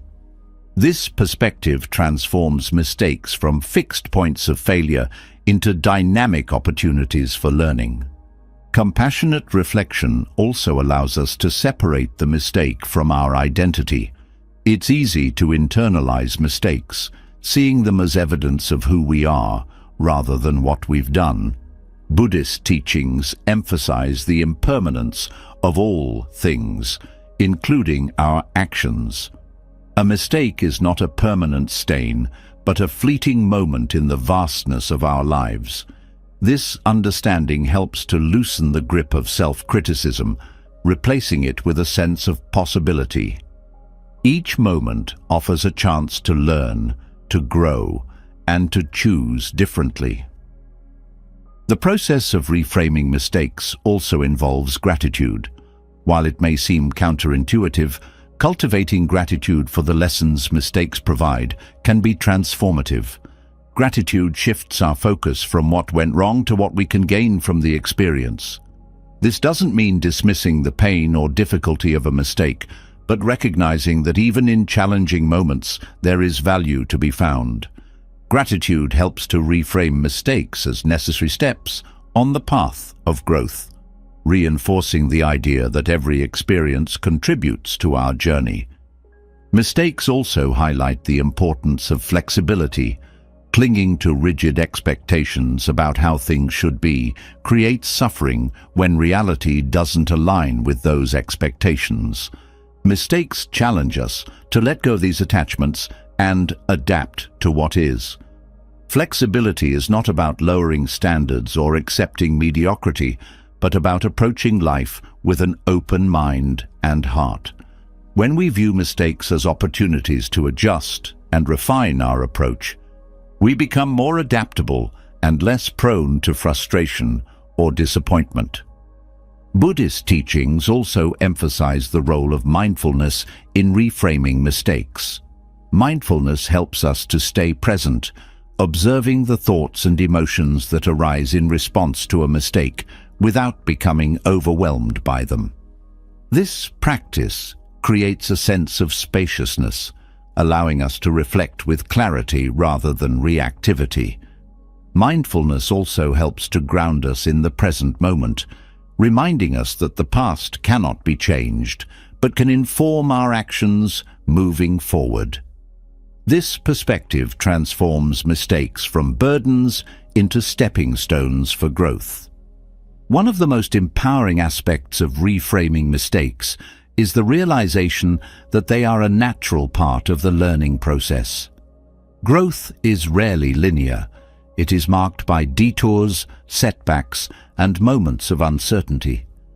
Mistakes are not signs of failure, but evidence that we are trying, exploring, and pushing the boundaries of our comfort zones. This perspective encourages us to approach life with curiosity and courage, knowing that each mistake is a step toward greater understanding. Through compassionate reflection, we also learn to forgive ourselves. Forgiveness is not about excusing harm, but about releasing the weight of self-blame. When we view mistakes as teachers, the need for punishment fades, replaced by a desire to learn and grow. This shift in perspective fosters a sense of peace, allowing us to move forward without the burden of regret. Self-forgiveness becomes an act of liberation, freeing us to live with greater authenticity and joy. Ultimately, reframing mistakes as teachers transforms the way we approach life. It shifts the focus from perfection to progress, from judgment to compassion. Buddhist teachings remind us that every experience, no matter how challenging, has something to offer. When we embrace this truth, mistakes lose their power to define us. Instead, they become opportunities to deepen our understanding, strengthen our resilience, and live with greater wisdom and compassion. Through this lens, even the most difficult moments become part of a greater journey, one that leads not to perfection, but to profound growth and self-discovery. Mistakes, when reframed as teachers, allow us to embrace growth and wisdom. But often, the root of our struggles lies in the relentless pursuit of perfection. This drive to achieve an unattainable ideal can consume us, leaving us trapped in cycles of frustration and disappointment. Perfectionism is a subtle burden, one that convinces us that we are never enough, no matter how much we do or achieve. In Buddhism, the middle way offers a path out of this cycle, guiding us toward balance and harmony between striving for growth and embracing the beauty of imperfection. This principle is not about settling for mediocrity. It is about finding freedom in the acknowledgement that life is a dynamic process, not a checklist of flawless achievements. The middle way begins with recognizing the extremes that dominate human behavior. On one side is the pursuit of perfection, a relentless striving that leaves no room for rest, reflection, or acceptance. On the other is complete complacency, where the desire for growth is stifled by avoidance or fear of failure. Neither extreme offers peace. The middle way invites us to walk the line between these poles, finding balance by honoring both our aspirations and our limitations. This approach fosters a deeper connection to life as it is, rather than as we believe it should be. Perfectionism often stems from a desire to control outcomes. We think that if we work hard enough or meet certain standards, we can prevent mistakes, avoid criticism, or secure approval. However, this mindset overlooks the inherent unpredictability of life. The middle way teaches us to release this illusion of control, not by abandoning our goals, but by approaching them with flexibility and openness. This shift allows us to engage fully with our efforts without becoming attached to specific results. It transforms striving from a source of tension into an act of joyful participation in life. One of the key lessons of the middle way is the importance of self-compassion. Perfectionism thrives on harsh self-criticism, convincing us that any deviation from our standards is a failure. The middle way counters this by reminding us that imperfection is not a flaw, but a fundamental aspect of being human. Self-compassion becomes the bridge between striving and acceptance, allowing us to acknowledge our efforts while forgiving our missteps. This balance nurtures a sense of inner peace as we learn to be kind to ourselves regardless of the outcome. The middle way also challenges the notion that perfection is necessary for worthiness. Perfectionism often ties our self-worth to external achievements, creating a constant need to prove ourselves. This mindset can be exhausting, leaving us feeling empty even when we meet our goals. The middle way shifts the focus inward, emphasizing intrinsic worth over external validation. It reminds us that we are valuable not because of what we achieve, but because of who we are. This realization liberates us from the need to constantly measure up, allowing us to pursue growth from a place of curiosity rather than fear. A powerful aspect of the middle way is its emphasis on process over outcome. Perfectionism fixates on the end result, often at the expense of the journey. This can lead to burnout as we push ourselves beyond our limits in pursuit of an ideal. The middle way encourages us to find meaning and fulfillment in the process itself. Whether we succeed or fail becomes secondary to the effort, intention, and presence we bring to our actions. This perspective not only reduces stress, but also enhances our engagement with life, making each moment an opportunity for growth. Letting go of perfectionism through the middle way also fosters resilience. When we no longer see failure as a reflection of our worth, we become more willing to take risks and embrace challenges. Resilience grows from this willingness as we learn to adapt and grow in response to setbacks. The middle way teaches us that failure is not the opposite of success, but an integral part of the journey. This understanding allows us to face difficulties with courage and grace, knowing that each experience contributes to our growth. Another profound teaching of the middle way is its focus on balance.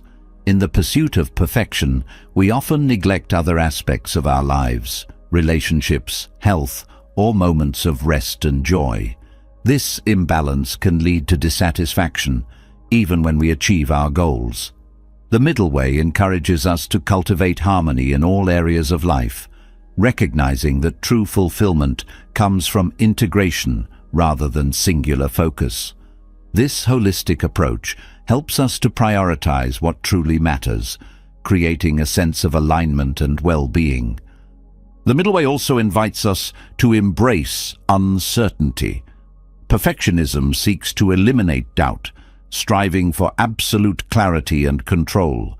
Yet life is inherently uncertain, filled with unpredictability and change. The middle way teaches us to find peace within this uncertainty, to move forward even when the path is unclear. This openness allows us to engage with life as it unfolds, rather than being paralyzed by fear or rigidity. It is a practice of trust, both in ourselves and in the process of life. Compassionate reflection plays a vital role in letting go of perfectionism. When we take the time to examine our motives and actions, we begin to see where perfectionism has taken root.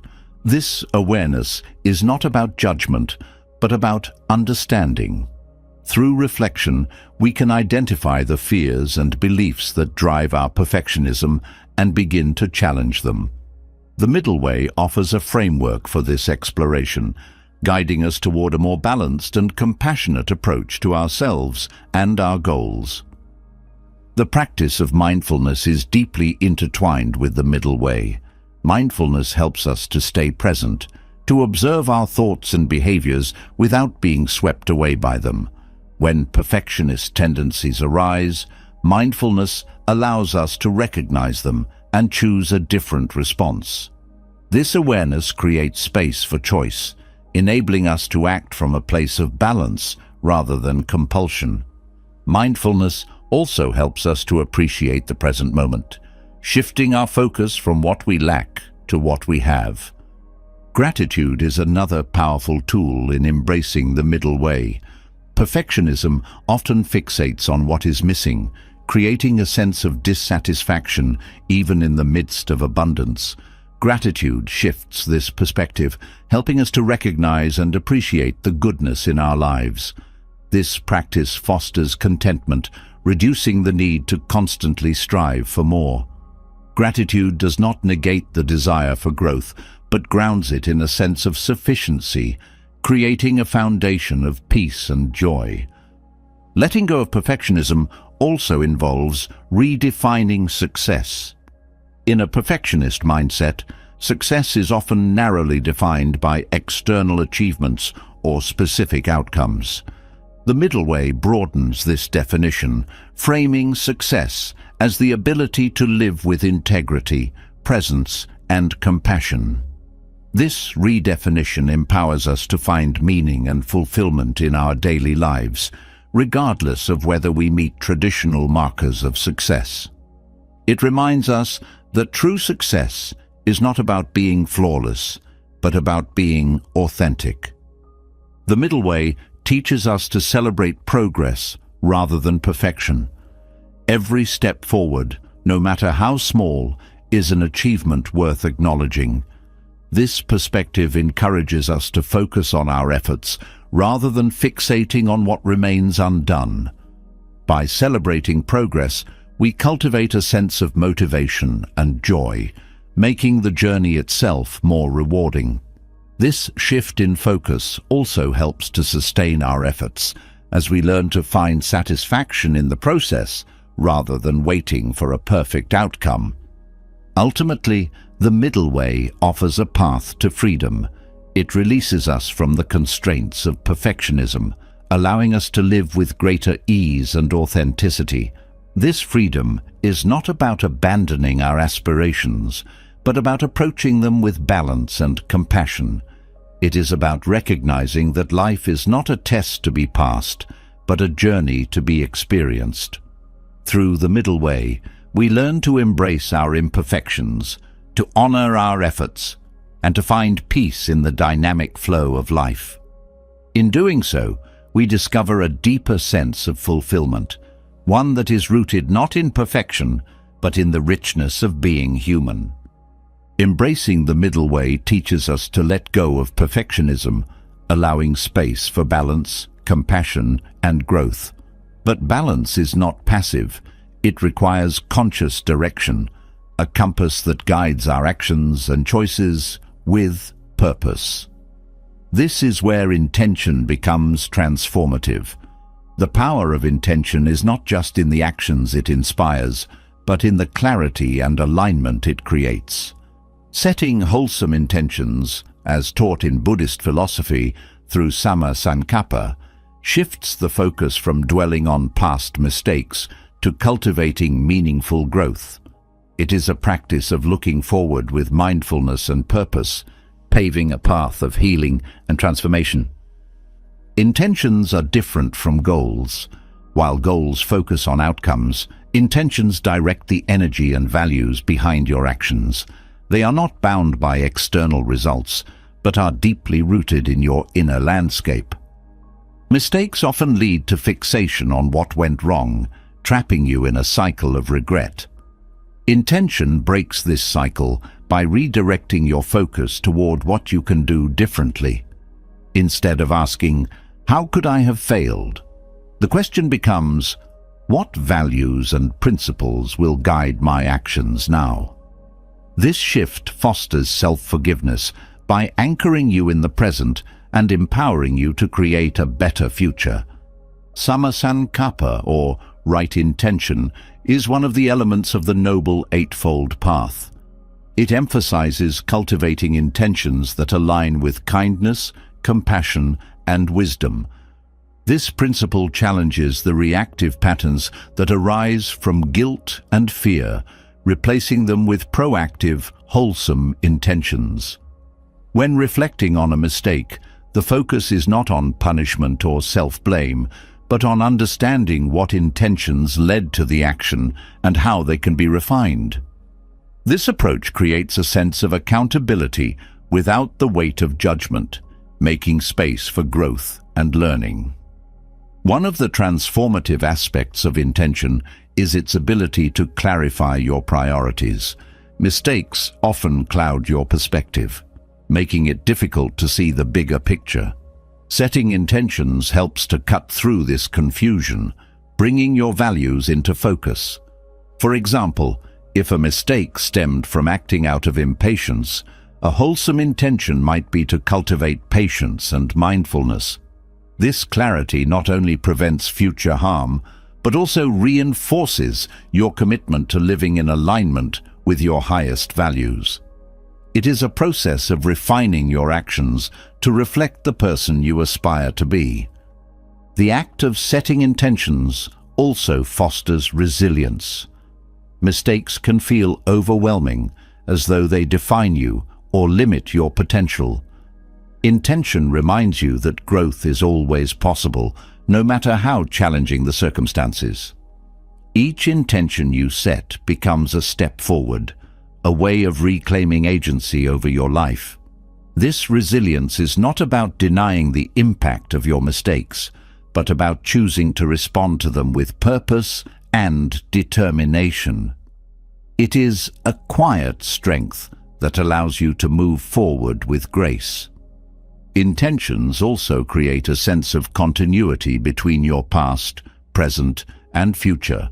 While mistakes may feel like ruptures, intentions weave them into the larger narrative of your growth. By reflecting on what a mistake can teach you and setting an intention based on that lesson, you transform it into a meaningful part of your journey. This continuity dissolves the fragmentation caused by regret, helping you see that even the most difficult experiences can contribute to your evolution. The practice of setting intentions also deepens your connection to mindfulness.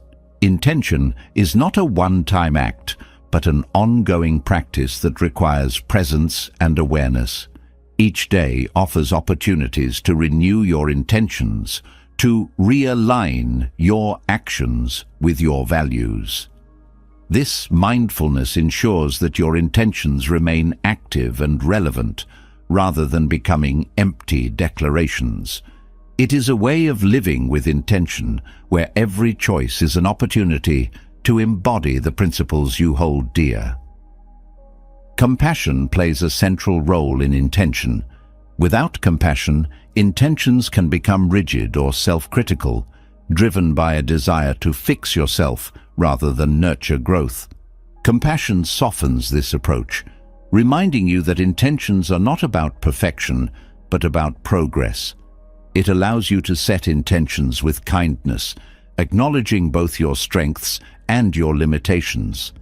This balance creates a foundation for sustainable growth, one that is rooted in self-acceptance rather than self-judgment. Intentions also serve as a guide in moments of uncertainty. Mistakes often leave you feeling unsure of how to move forward, caught between the desire to make amends and the fear of repeating the same errors.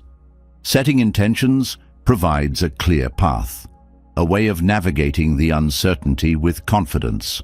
For example, if a mistake caused harm to someone else, an intention to act with greater empathy and awareness can guide your efforts to repair the relationship. This clarity reduces the anxiety of uncertainty, replacing it with a sense of purpose. Another powerful aspect of intention is its ability to transform your mindset. When you focus on intentions rather than outcomes, you shift from a results-oriented perspective to a process-oriented one. This shift reduces the pressure to achieve specific results and allows you to find meaning in the effort itself. It is a practice of valuing the journey over the destination, recognizing that growth and learning are ongoing processes.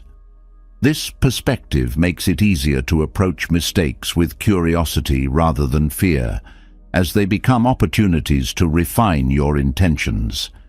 Intentions also create a ripple effect. The energy and values behind your actions influence not only your own experience, but also the people around you. When your intentions are rooted in kindness and compassion, they inspire similar qualities in others. This interconnectedness reinforces the importance of setting wholesome intentions, as the impact of your actions extends beyond yourself. It is a reminder that your growth contributes to the well-being of the larger community, creating a cycle of positive influence. Gratitude can enhance the practice of intention. Reflecting on what you are grateful for helps to ground your intentions in a sense of abundance rather than lack. For example, instead of setting an intention to fix something about yourself, you might focus on cultivating a quality you already appreciate, such as patience or creativity. Gratitude shifts the focus from what is missing to what is present, creating a more positive and empowering foundation for your intentions. This practice reinforces the idea that growth is not about becoming someone else, but about becoming more fully yourself. The power of intention also lies in its adaptability.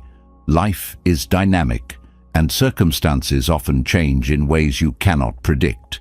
Intentions provide a flexible framework that allows you to respond to these changes without losing sight of your values. For example, if an intention to practice mindfulness is disrupted by unexpected challenges, you can adapt by finding small moments of mindfulness within the chaos. This adaptability ensures that your intentions remain relevant and effective, regardless of external circumstances. Ultimately, setting intentions fosters a sense of hope. Mistakes can sometimes feel like dead ends, but intentions remind you that every moment is an opportunity to begin again. This hope is not based on denial or wishful thinking, but on the understanding that growth is always possible. Each intention you set becomes a step toward a more compassionate, purposeful, and fulfilling life. It is a practice of choosing to move forward, even when the path is uncertain, guided by the light of your values. Through the practice of setting wholesome intentions, you learn to view mistakes not as failures, but as stepping stones on the path of growth. Each intention becomes a declaration of your commitment to live with integrity and purpose. It is a practice that transforms self-forgiveness from an abstract concept into a lived experience, one that unfolds with each choice you make. In this way, intentions become not just a tool for growth, but a way of being, an embodiment of the wisdom, compassion, and resilience that define your journey. Setting intentions invites purpose into every action, transforming the way you approach mistakes and see growth as a journey. Yet, the path forward often requires another profound shift, embracing the truth that nothing in life remains the same. The concept of impermanence, or anicca, in Buddhist teachings, offers the wisdom needed to understand that every mistake, no matter how heavy it feels in the moment, is temporary. This perspective changes everything. It liberates you from the grip of regret, allowing you to experience life with a sense of flow rather than resistance. By accepting impermanence, you step into a reality where mistakes are fleeting moments, not permanent labels. The power of impermanence lies in its universality. Everything you experience, whether joy, pain, success, or failure, is subject to change. This understanding is not meant to dismiss the importance of your experiences, but to show that they are part of a greater rhythm. Mistakes, while impactful in the moment, lose their sharp edges over time. The emotions tied to them, shame, guilt, or disappointment, diminish as life continues to unfold. Recognizing this truth allows you to release the fear that mistakes define who you are. Instead, they become part of the natural ebb and flow of existence. Embracing impermanence also helps to dissolve attachment. Often, the pain of a mistake is prolonged not by the event itself, but by the narrative you attach to it. Thoughts like, "This will ruin everything," or "I'll never recover from this," create a sense of permanence that deepens suffering. Anika teaches that these narratives are illusions, built on the mistaken belief that circumstances are fixed. When you internalize impermanence, you begin to let go of these attachments, freeing yourself to move forward without being weighed down by the past. This understanding fosters resilience. Mistakes, when viewed through the lens of impermanence, become less intimidating. You start to see that even the most difficult experiences are transient, that they too will pass. This perspective reduces the fear of making mistakes, encouraging you to take risks and embrace opportunities for growth. Resilience grows not from avoiding failure, but from knowing that you have the capacity to navigate it and emerge stronger on the other side. Impermanence also cultivates gratitude. When you accept that nothing lasts forever, you begin to appreciate the fleeting nature of each moment. Even mistakes, painful as they may be, hold value when seen through this lens. They remind you of your humanity, your capacity to learn, and the ever-present opportunity to begin again. Gratitude transforms mistakes from burdens into gifts, shifting your focus from regret to appreciation for the lessons they bring. The practice of mindfulness plays a critical role in embracing impermanence. By staying present, you learn to observe the changing nature of your thoughts and emotions. This awareness reveals that the intensity of a mistake's impact is temporary. The sharp sting of regret fades, replaced by new experiences and perspectives. Mindfulness helps you to witness this process without clinging to the past or fearing the future.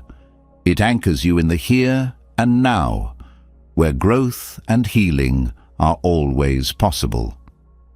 Anika also reshapes your relationship with time. Mistakes often feel overwhelming because they create a sense of urgency, as though you must fix everything immediately. Impermanence reminds you that time is a flowing river, not a stagnant pool. The pressure to resolve everything at once eases when you understand that life continues to unfold, offering countless chances to learn and grow. This perspective encourages patience, allowing you to approach mistakes with a sense of calm and confidence. The wisdom of impermanence extends to the emotions that mistakes evoke. Shame, guilt, and disappointment are powerful feelings, but they are not permanent states. They rise and fall like waves, influenced by countless factors. Recognizing their impermanence allows you to hold these emotions lightly, acknowledging their presence without being consumed by them. This approach creates emotional balance, making it easier to process and release the feelings tied to a mistake. Accepting impermanence also deepens your understanding of interconnectedness. Mistakes do not happen in isolation. They are influenced by a web of circumstances, choices, and relationships. This interconnectedness highlights the complexity of life, showing that no single moment defines your entire existence. Each experience is part of a larger tapestry, woven together by the constant flow of change. This perspective reduces the weight of individual mistakes, placing them within the broader context of your journey. Another profound lesson of impermanence is its ability to foster forgiveness. Holding on to a mistake, whether your own or someone else's, creates a sense of permanence that prevents healing. Anika teaches that everything, including the pain of a mistake, is subject to change. This understanding creates space for forgiveness, as you realize that neither you nor the other person is defined by a single moment. Forgiveness becomes an act of releasing the past, allowing both yourself and others to grow. Impermanence also encourages flexibility. Life is unpredictable, and mistakes often arise from the unexpected. Clinging to rigid plans or expectations amplifies the impact of these moments.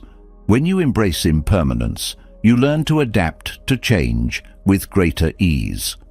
Mistakes become opportunities to reassess and adjust, rather than reasons to feel defeated. This flexibility empowers you to navigate challenges with a sense of curiosity and openness. The concept of impermanence also shifts your perspective on success and failure. In a world where achievements are often celebrated as permanent milestones, Anika reminds you that both success and failure are temporary. This realization reduces the pressure to achieve perfection, encouraging you to focus on the process rather than the outcome. When mistakes occur, they are no longer seen as definitive failures, but as part of the ongoing rhythm of life. This perspective fosters a sense of balance, allowing you to pursue growth without being overwhelmed by setbacks. Through the lens of impermanence, you also come to see the cyclical nature of life. Just as seasons change, so too do your experiences, emotions, and circumstances. Mistakes are not endpoints, but part of a continuous cycle of learning and renewal. This cyclical view encourages you to embrace the flow of life, trusting that each moment, no matter how difficult, contributes to your growth. It is a reminder that every ending carries the seed of a new beginning. Impermanence also invites you to live with greater presence. When you accept that everything is fleeting, you begin to value each moment for what it is, rather than what it could have been. This presence allows you to engage fully with life, even in the face of mistakes. Instead of dwelling on what went wrong, you focus on what can be learned and how you can move forward. This approach transforms mistakes from sources of regret into opportunities for mindfulness and growth. The practice of embracing impermanence also cultivates humility. Mistakes often feel significant because they challenge the ego, which clings to a fixed sense of identity. Anika dissolves this attachment, showing that identity is fluid and ever-changing. This humility fosters self-compassion, as you come to see that mistakes are not reflections of your worth, but natural parts of your evolution. It also deepens your connection to others, as you recognize that everyone is navigating the same impermanent reality. Ultimately, impermanence offers a path to freedom. It releases you from the weight of past mistakes, the fear of future ones, and the illusion of permanence that underlies so much suffering. By embracing Anika, you learn to live with a sense of flow and possibility, unburdened by the need to hold on to what was or control what will be. Mistakes in this context become gentle reminders of life's impermanence, inviting you to grow, adapt, and move forward with grace. This wisdom transforms the way you see yourself and the world. It replaces rigidity with fluidity, judgment with understanding, and fear with acceptance. Through impermanence, you come to appreciate the beauty of life's constant change, finding peace in the knowledge that every moment whether marked by success or mistake, is a fleeting yet valuable part of the journey. This acceptance allows you to live fully, embracing each experience as an opportunity to grow and connect with the ever-changing rhythm of existence. Accepting impermanence brings freedom from the weight of mistakes, helping you see them as fleeting moments rather than permanent scars. Yet, even with this perspective, the internal dialogue that follows mistakes can often trap you in cycles of shame. These inner narratives, fueled by harsh self-criticism, can linger long after the mistake itself has faded. To truly release the burden of guilt, you must learn to transform the way you speak to yourself. This is where the Buddhist principle of right speech, or samavaka, offers profound guidance. Practicing truthful, kind, and compassionate self-talk is not just a way to heal. It is a way to cultivate deep self-acceptance and shift your relationship with yourself entirely. Words have power, even those that are never spoken aloud. The inner voice that narrates your life shapes your emotions, decisions, and sense of self. When mistakes occur, this voice can become your harshest critic, replaying moments of failure with sharp judgment and unforgiving commentary. Right speech teaches that the words you use, whether directed outwardly to others or inwardly to yourself, should be truthful, kind, and uplifting. This approach doesn't ignore mistakes but reframes how you address them, replacing the sting of shame with the balm of understanding. Shame thrives in an environment of harshness and distortion. When you tell yourself stories like, "I'll never be good enough," or "This mistake defines me," you create a narrative rooted in falsehood. Right speech calls for honesty, but honesty without cruelty. A truthful inner dialogue acknowledges the mistake, but does so with clarity and balance. Instead of saying, "I always fail," you might say, "I made a mistake, but it doesn't define who I am." This shift in language interrupts the cycle of shame, offering a path toward self-compassion. Kindness is another cornerstone of right speech. The way you speak to yourself in moments of difficulty reflects the relationship you have with yourself. When mistakes happen, it is tempting to lash out internally, believing that harshness will motivate change. But this approach often backfires, deepening the wounds of shame rather than encouraging growth. Kind self-talk, on the other hand, nurtures a safe space within you, a space where mistakes can be acknowledged without fear and lessons can be learned without judgment. It is in this space that healing begins. The practice of right speech also emphasizes mindfulness. Before speaking, whether to others or to yourself, you are encouraged to pause and consider the impact of your words. This mindfulness applies to self-talk as well. When critical thoughts arise, take a moment to question their validity. Are these words helpful? Are they rooted in truth? Are they kind? This pause disrupts the automatic patterns of negative self-talk, creating an opportunity to choose words that align with compassion and understanding. Practicing right speech internally also helps to dismantle perfectionism.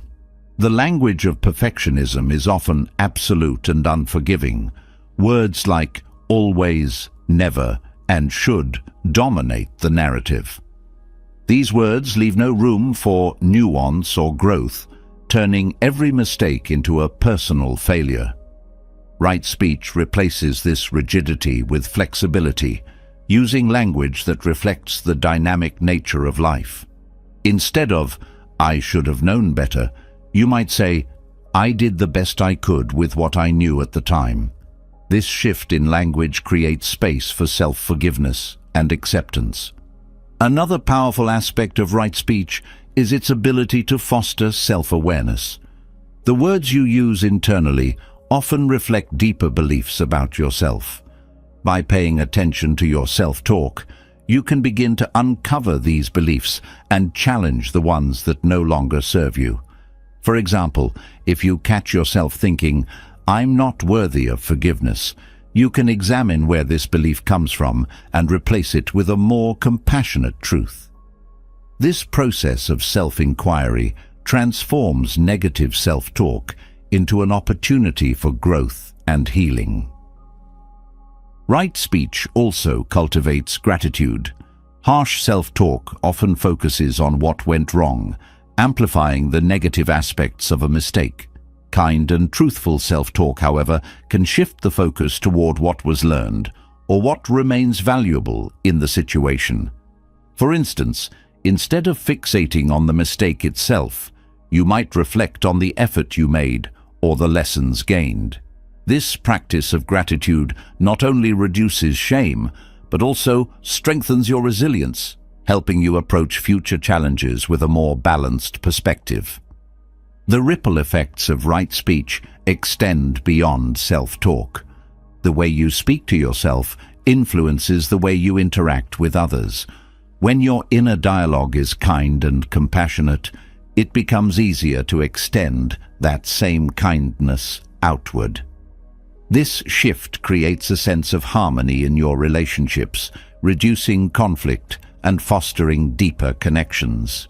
It also serves as a reminder that self-forgiveness and self-acceptance are not just personal acts, but contributions to the well-being of the people around you. Right speech also teaches the importance of letting go. Words, once spoken, can linger in your mind, shaping how you see yourself and the world.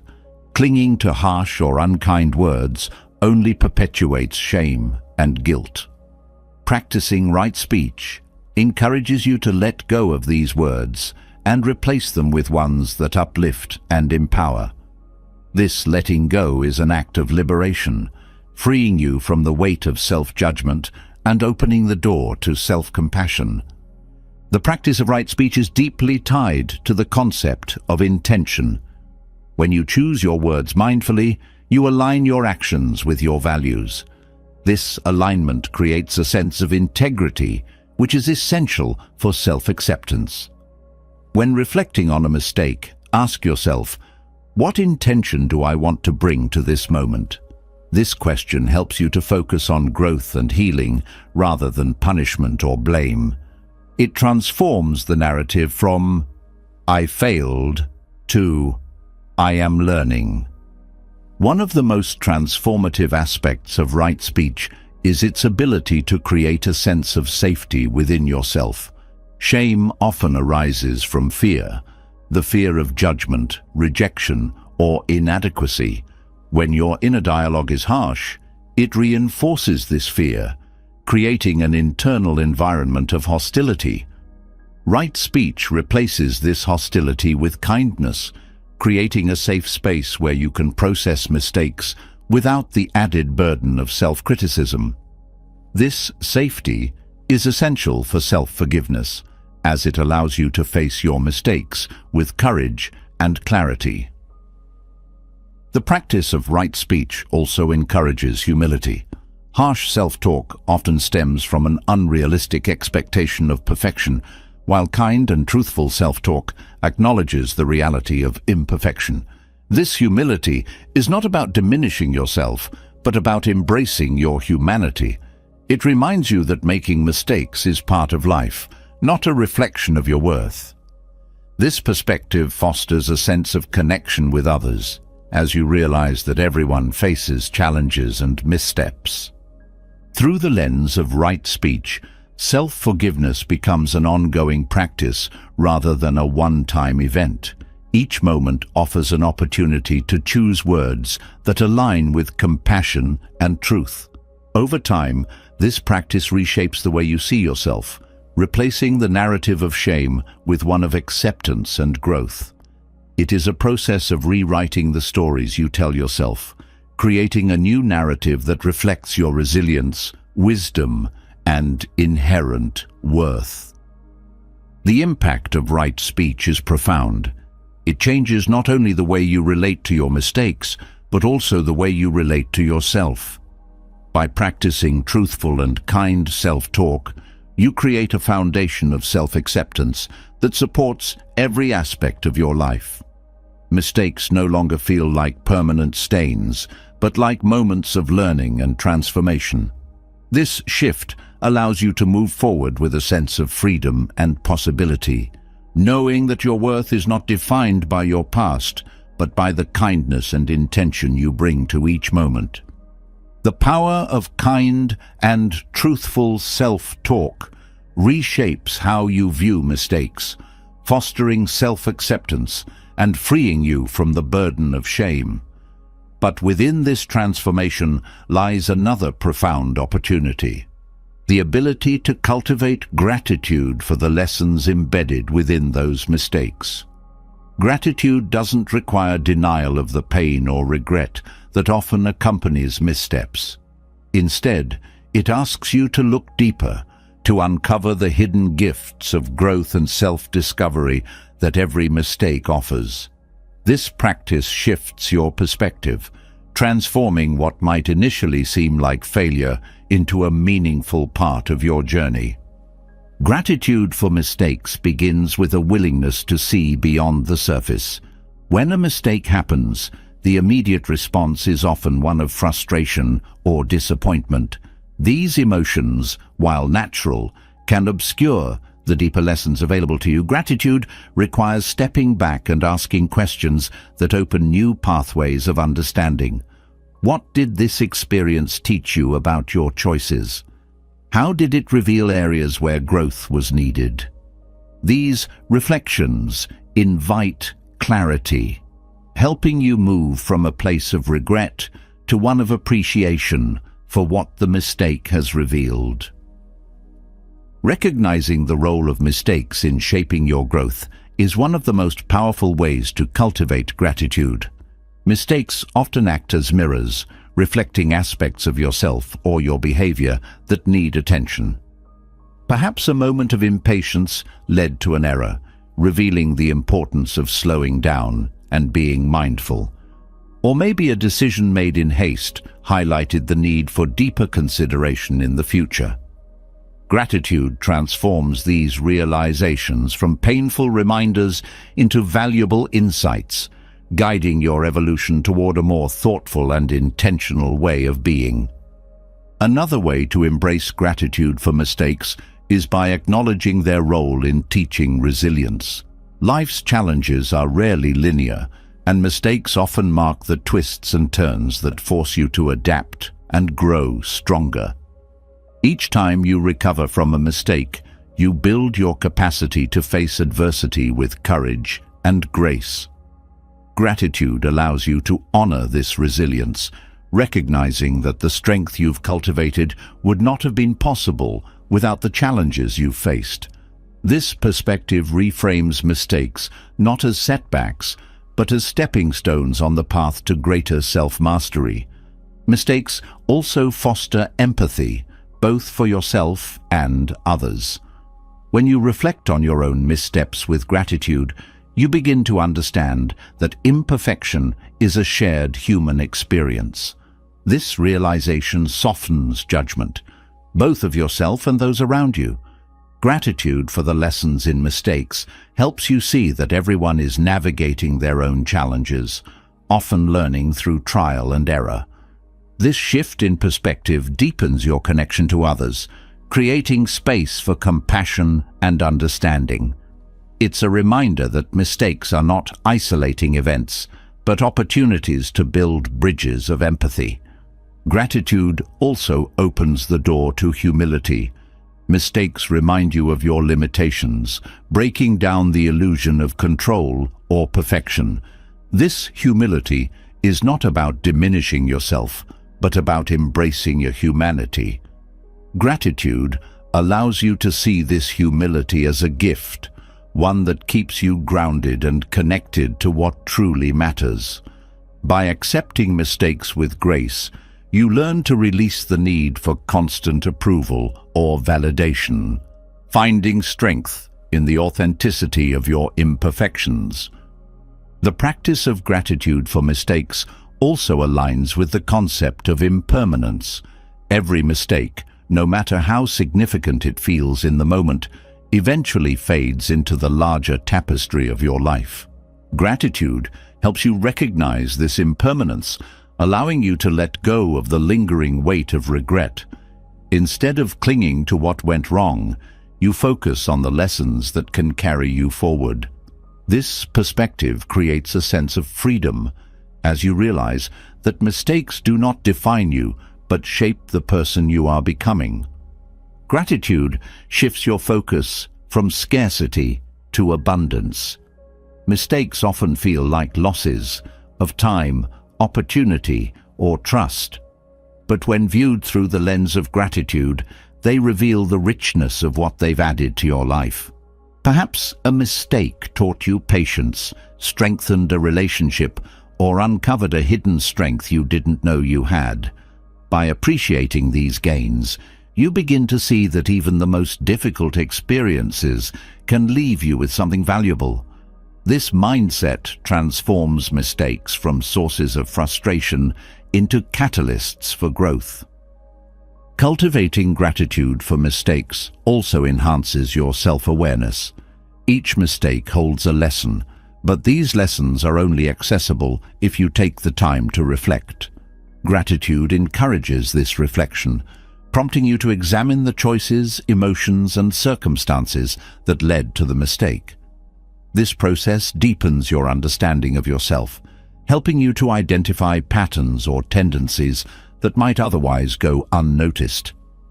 Gratitude turns self-awareness into a tool for empowerment, enabling you to make choices that align more closely with your values and aspirations. The act of expressing gratitude for mistakes can also create a sense of closure. Mistakes often leave behind unresolved feelings of guilt or regret. By acknowledging the lessons they've taught you, you begin to transform these emotions into something constructive. Gratitude provides a way to honor the experience without being trapped by it, allowing you to move forward with a sense of peace. This closure is not about erasing the mistake, but about integrating it into your journey in a way that feels meaningful. Gratitude for mistakes also cultivates creativity. When you view mistakes as opportunities rather than failures, you open yourself to new ways of thinking and problem-solving. Perhaps a mistake forces you to approach a challenge from a different angle or inspires you to explore a path you hadn't considered. Gratitude nurtures this creative mindset, helping you to see mistakes as doorways to innovation rather than barriers to success. This perspective encourages curiosity, inviting you to explore the possibilities that each mistake presents. Mistakes also serve as reminders of your capacity for growth. Each time you learn from a mistake, you expand your understanding and abilities. Gratitude allows you to celebrate this progress, no matter how small it may seem. By focusing on what you've gained rather than what you've lost, you cultivate a sense of confidence in your ability to navigate life's challenges. This confidence reinforces your resilience, creating a positive cycle of growth and self-assurance. Gratitude for mistakes also deepens your appreciation for the journey of life itself. Mistakes are often seen as detours, taking you away from your intended path, but in reality, they are an integral part of that path, shaping the person you're becoming. Gratitude helps you to embrace this truth, finding meaning and purpose even in the moments that feel difficult or uncertain. It reminds you that life's beauty lies not in its perfection, but in its complexity, and that every experience, mistakes included, contributes to the richness of your journey. Through the practice of gratitude, mistakes become less about what went wrong and more about what they revealed. Gratitude shifts your perspective from one of judgment to one of curiosity, allowing you to approach mistakes with an open mind and heart. This transformation is not about denying the impact of mistakes, but about honoring their role in your growth. It is a practice of seeing the value in every experience, no matter how unexpected or challenging. Ultimately, gratitude for mistakes is an act of self-love. It requires you to look at yourself with kindness and understanding, to see beyond the surface of your actions and recognize the deeper truth of your humanity. This practice nurtures a sense of inner peace as you learn to accept yourself fully, mistakes and all. Gratitude becomes a bridge between regret and self-forgiveness, allowing you to move forward with a sense of purpose and possibility. In embracing gratitude for mistakes, you rewrite the narrative of your life. Mistakes are no longer burdens to carry, but gifts to cherish, each one contributing to the person you are becoming. This perspective empowers you to live with greater authenticity and resilience, knowing that every experience has something valuable to offer. Gratitude transforms your journey, turning even the most challenging moments into opportunities for growth, connection, and self-discovery. Gratitude for the lessons in mistakes teaches us to see growth in places we once viewed with regret. Yet, even with gratitude, there are times when the heart remains heavy, weighed down by the emotions that linger after a misstep. What bridges the gap between understanding and healing is compassion, an active force that softens judgment, nurtures understanding, and creates the space for genuine self-forgiveness. In Buddhist teachings, compassion, including the often overlooked self-compassion, is the cornerstone of moving past mistakes. It's not just a tool for recovery, but a way to embrace your humanity and find peace in your imperfections. Compassion begins with the ability to truly see yourself without filters of blame or shame. Often, mistakes lead to self-punishment, as though harshness might redeem what has been done. Compassion counters this impulse by asking you to view yourself as you would a dear friend. If someone you cared about made a mistake, your instinct would likely be to offer reassurance and understanding, not criticism. Extending this same kindness to yourself requires practice, but it is one of the most transformative steps you can take toward healing. Self-compassion is not about excusing mistakes or avoiding accountability. It is about creating a safe, emotional environment where accountability can coexist with understanding. When you hold yourself with compassion, you acknowledge what went wrong while also recognizing that mistakes are part of the human experience. This perspective makes it possible to take responsibility for your actions without falling into the trap of self-condemnation. Compassion reminds you that growth comes from learning, not punishment. An essential aspect of compassion is its focus on connection. Mistakes often feel isolating, as though they set you apart from others. Compassion challenges this perception by highlighting the shared nature of imperfection. Everyone makes mistakes, and everyone struggles with the feelings that follow. When you approach yourself with compassion, you align with this universal truth, reducing the sense of isolation and fostering a deeper connection to humanity. This shift in perspective makes it easier to forgive yourself as you see your mistakes not as unique failures, but as part of a shared journey. Compassion also creates space for vulnerability, which is essential for self-forgiveness. Mistakes often trigger a defensive response, an effort to shield yourself from further judgment. Compassion allows you to lower these defenses, creating a space where you can confront your emotions honestly and openly. This vulnerability is not a sign of weakness, but a pathway to healing. It enables you to process the pain of a mistake without becoming trapped in it, clearing the way for growth and renewal. One of the profound teachings of Buddhism is that compassion must begin within. Self-compassion is not selfish. It is the foundation upon which all other forms of compassion are built. When you treat yourself with kindness and understanding, you strengthen your capacity to extend the same to others. This reciprocity creates a ripple effect, where the compassion you cultivate within becomes a source of healing and connection in your relationships. It is a reminder that self-forgiveness is not just about you.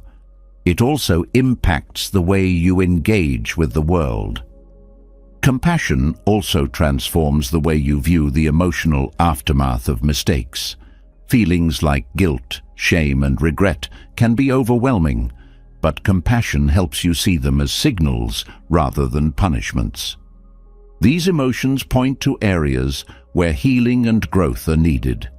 Instead of being consumed by them, you can approach them with curiosity and kindness, asking what they are trying to teach you.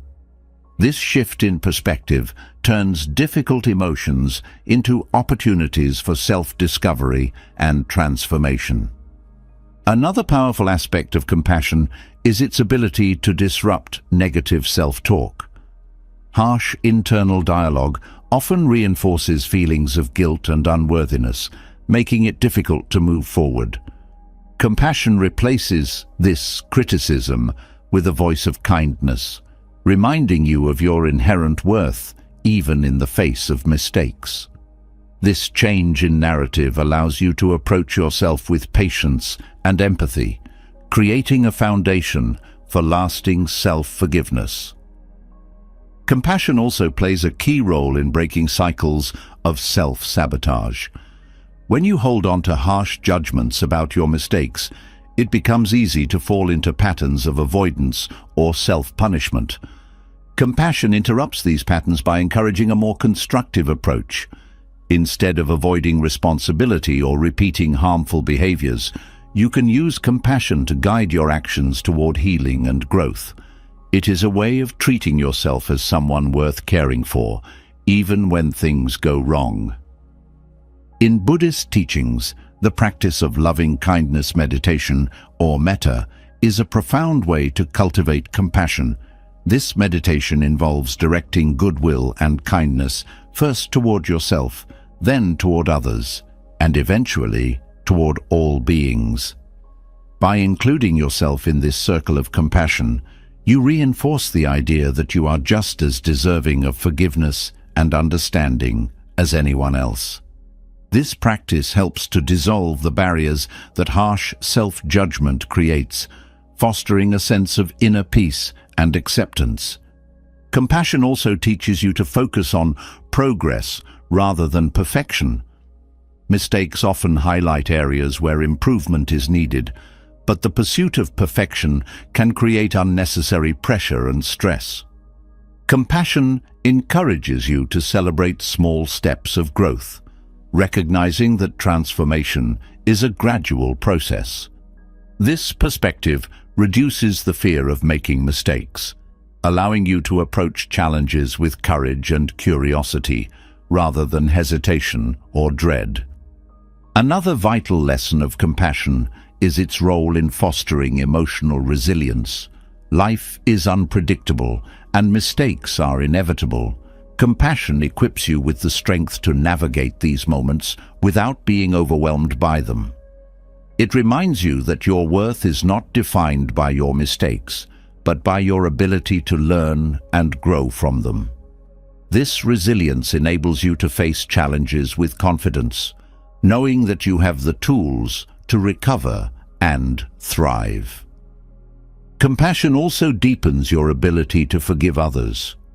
When you practice self-compassion, you gain a deeper understanding of the struggles and imperfections that everyone faces.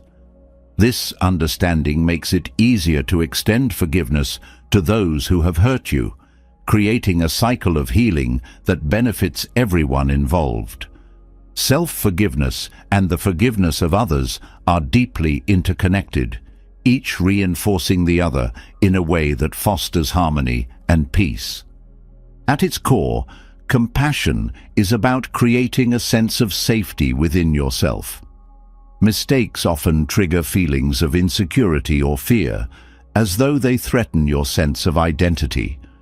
Compassion counters these fears by offering a stable foundation of kindness and understanding.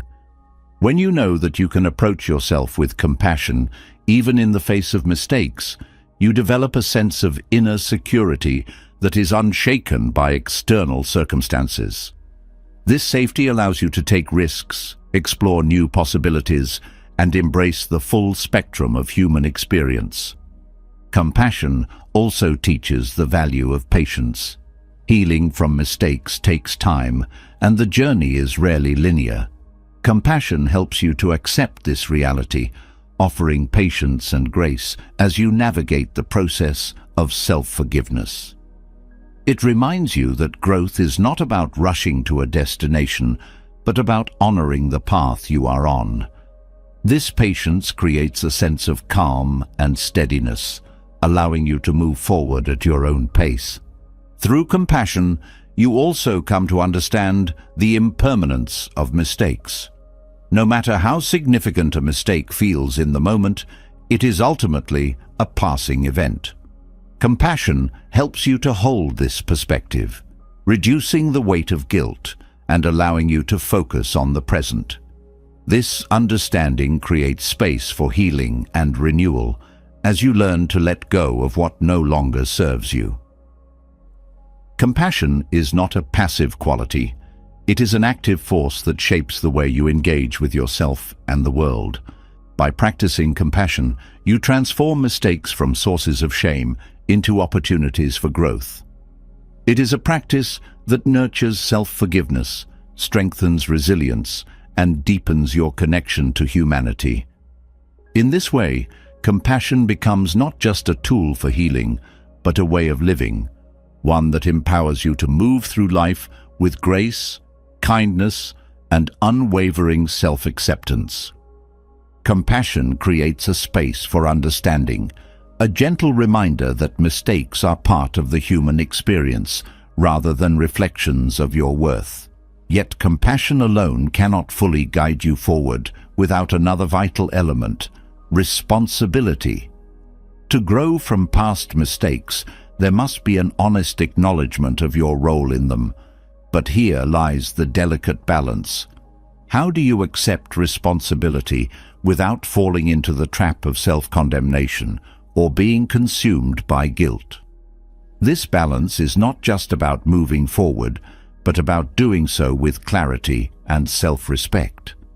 Taking responsibility begins with facing the truth of what happened, no matter how uncomfortable it feels. Denying or avoiding your role in a mistake only prolongs the pain and limits the potential for growth. Acknowledging what went wrong is an act of courage that allows you to reclaim your agency. It is not about labeling yourself as flawed or unworthy, but about recognizing the choices that led to the outcome and the lessons they carry. This honesty is the foundation of genuine accountability, free from the distortion of blame or shame. Responsibility is not synonymous with blame. Blame is harsh and narrow, often focused on punishing yourself or others for an outcome. Responsibility, on the other hand, is expansive and rooted in empowerment. It is the recognition that while you may have made a mistake, you also have the ability to learn from it and make different choices moving forward. This perspective shifts the narrative from one of failure to one of possibility, where the focus is on what can be gained rather than what was lost. An essential aspect of accepting responsibility is separating the action from your identity. Mistakes often lead to thoughts like, "I'm a bad person," or "I'll never get it right." These beliefs conflate what you did with who you are, creating a cycle of self-condemnation that is hard to escape. Responsibility invites you to look at the action itself without attaching it to your sense of self-worth. You are not your mistakes. They are simply moments in your journey that hold the potential to teach and transform. Another key to avoiding self-condemnation is recognizing the difference between guilt and shame. Guilt is the acknowledgement that something you did was wrong, while shame is the belief that you are inherently flawed because of it. Guilt, when approached with compassion, can be a constructive emotion that motivates change and reconciliation. Shame, however, is paralyzing and destructive, often preventing growth. Accepting responsibility without self-condemnation requires focusing on guilt as a guide rather than allowing shame to take over. Taking responsibility also means addressing the impact of your actions. Mistakes often affect not only yourself, but others as well. Acknowledging this impact is an important step in repairing relationships and restoring trust. This process requires humility and a willingness to listen to how others have experienced the situation. It is not about justifying or defending your actions, but about being present with their consequences. This level of accountability fosters connection and demonstrates a commitment to growth. At the same time, it is important to avoid the trap of taking on more responsibility than is yours to bear. Mistakes often occur within a web of circumstances influenced by factors beyond your control. Blaming yourself for everything that went wrong ignores this complexity and places an unfair burden on your shoulders. Responsibility involves discerning what is truly yours to own and letting go of what is not. This discernment protects you from excessive guilt and allows you to focus your energy on what you can change. Another powerful aspect of responsibility is its ability to strengthen self-awareness. Mistakes are often rooted in patterns of behavior or thought that go unnoticed until something goes wrong. Accepting responsibility requires examining these patterns with honesty and curiosity. What beliefs or habits contributed to the mistake? How can they be addressed to prevent similar situations in the future? This process of self-reflection turns mistakes into opportunities for deeper understanding, laying the groundwork for meaningful change. Responsibility also fosters resilience. Facing the reality of a mistake can be painful, but it also builds your capacity to navigate challenges. Each time you take responsibility without succumbing to self-condemnation, you strengthen your ability to handle difficulties with grace and confidence. This resilience is not about avoiding mistakes, but about learning how to recover and grow from them. It is a reminder that your worth is not defined by the absence of mistakes, but by how you respond to them. Self-compassion remains a vital companion in the practice of responsibility. Without compassion, the process of taking responsibility can feel harsh and overwhelming.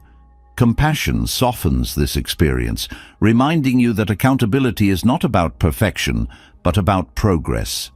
It creates a space where you can face your mistakes with honesty and courage, without the added weight of judgment. This balance of responsibility and compassion allows you to move forward with a sense of dignity and self-respect. Forgiveness also plays a key role in accepting responsibility. When you acknowledge a mistake, it is natural to feel a sense of regret. But holding on to this regret indefinitely prevents healing. Forgiveness allows you to release the emotional weight of the mistake while still honoring the lessons it taught you. This release is not about forgetting or excusing what happened, but about freeing yourself from the grip of guilt. It is an act of self-care that enables you to embrace the present with an open heart. Responsibility also invites you to set intentions for the future. Mistakes provide clarity about what went wrong, but this clarity is only valuable if it informs your actions moving forward. Taking responsibility means using the lessons from a mistake to guide your choices, ensuring that you grow from the experience rather than repeat it. These intentions are not about proving your worth, but about aligning your actions with your values. They are a way of honoring the commitment to yourself and others to strive for better. Accountability to others is another important dimension of responsibility. When a mistake affects someone else, taking responsibility involves acknowledging their experience and making amends where possible. This process requires humility and vulnerability, as well as a genuine desire to repair the harm caused. Accountability is not about seeking forgiveness as a way to absolve guilt, but about demonstrating integrity and respect. It is a way of showing that you value the relationship and are committed to its well-being. Responsibility also teaches patience. Growth and healing take time, and the process of learning from a mistake is rarely immediate. Accepting responsibility means being patient with yourself as you navigate this journey. It's about allowing yourself the time and space to integrate the lessons from a mistake without rushing to fix everything at once. This patience creates a sense of steadiness, helping you to stay grounded as you move forward. Ultimately, responsibility is about empowerment. By acknowledging your role in a mistake, you reclaim your agency and your ability to create change. Mistakes no longer feel like insurmountable obstacles, but like opportunities to shape your journey with intention and care. This empowerment transforms the way you view yourself and your life, replacing the weight of guilt with the freedom to grow and evolve. Accepting responsibility without self-condemnation is not an easy practice, but it is a deeply rewarding one. It requires a balance of honesty, humility, compassion, and courage. When approached with care, responsibility becomes a powerful tool for healing, growth, and connection. It is a practice that honors your humanity while empowering you to live with integrity and purpose. In this way, responsibility is not a burden, but a gift. An opportunity to align your actions with your values and to move forward with a sense of clarity and self-respect. Taking responsibility without condemnation empowers you to move forward, unburdened by excessive guilt.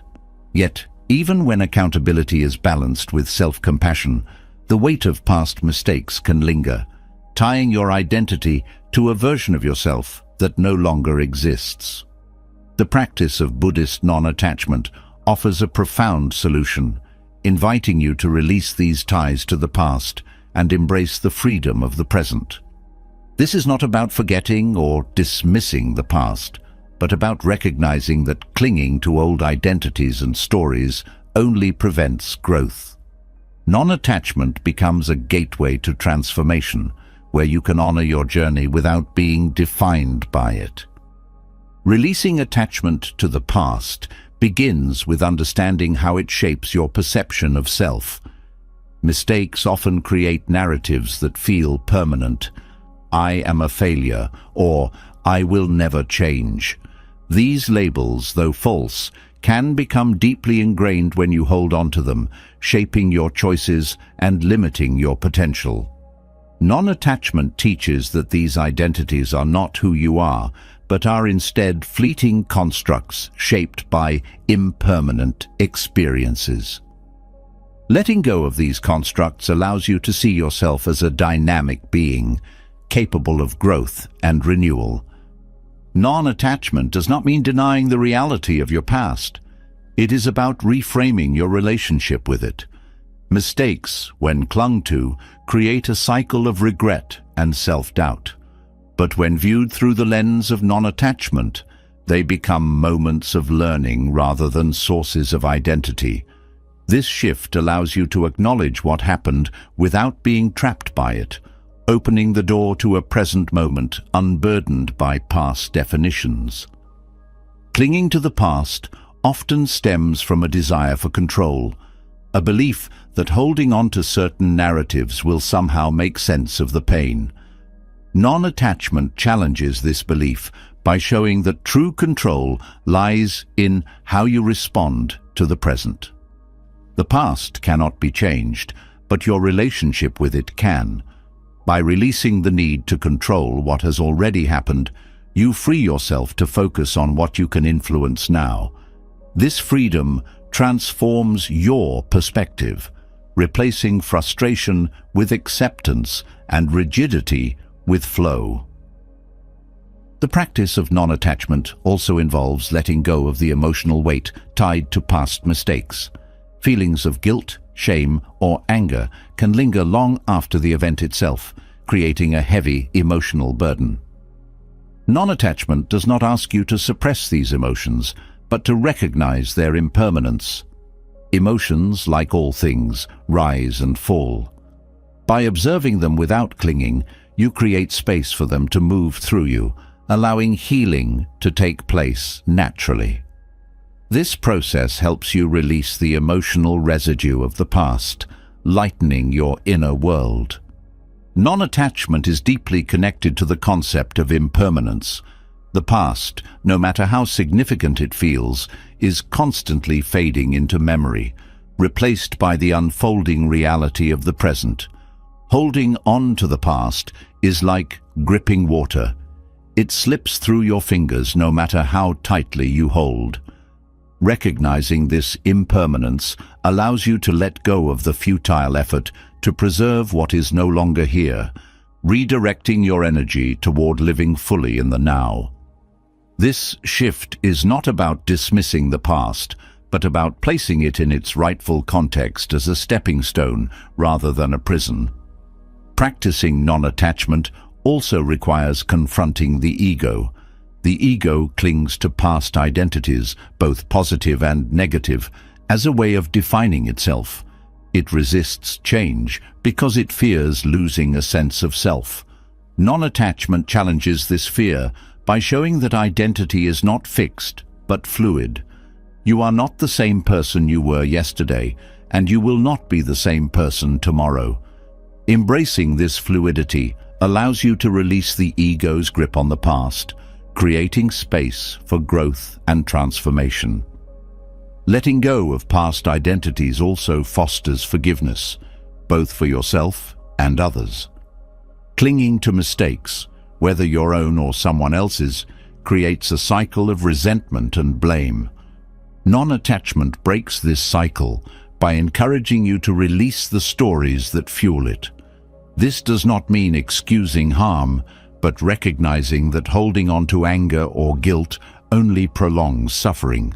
Forgiveness becomes an act of liberation, freeing you from the emotional ties that bind you to the past. Non-attachment also nurtures presence. When your mind is consumed by past mistakes, it is difficult to engage fully with the present moment. You may find yourself replaying events, wishing you could change them, or fearing their impact on your future. Non-attachment teaches that the present is the only moment you truly have. By releasing your grip on the past, you can bring your full attention to the here and now, where growth and healing are possible. This presence allows you to live more intentionally, guided by the lessons of the past, without being confined by them. The practice of non-attachment also deepens your understanding of interconnectedness. Mistakes often feel isolating, as though they set you apart from others. But when you release attachment to the idea that your mistakes define you, you begin to see that everyone shares the experience of imperfection. This recognition fosters a sense of connection, reminding you that you are not alone in your struggles. It also encourages compassion, both for yourself and for those who may have been affected by your mistakes. Another profound aspect of non-attachment is its ability to cultivate freedom. When you cling to the past, you limit your ability to see new possibilities. The weight of old identities and narratives clouds your vision, making it difficult to embrace change. Non-attachment clears this fog, allowing you to approach life with openness and curiosity. This freedom is not about escaping the past, but about transcending it, finding new ways to grow and thrive. Non-attachment also helps to break cycles of fear. Fear often arises from a belief that past mistakes will repeat themselves, creating anxiety about the future.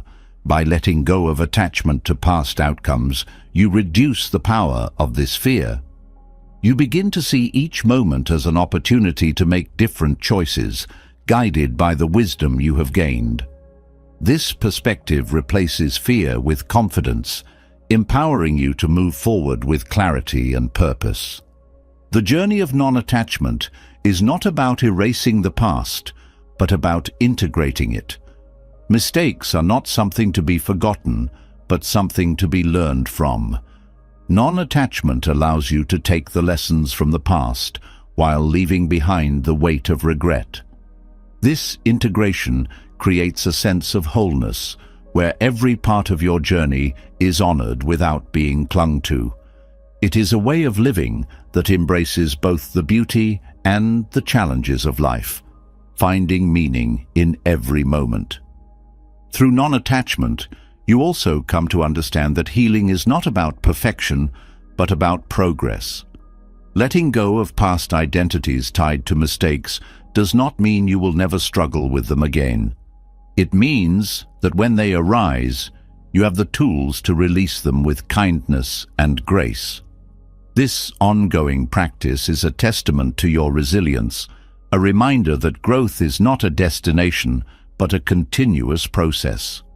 Ultimately, non-attachment is about reclaiming your power. When you let go of the past, you take back control of your narrative.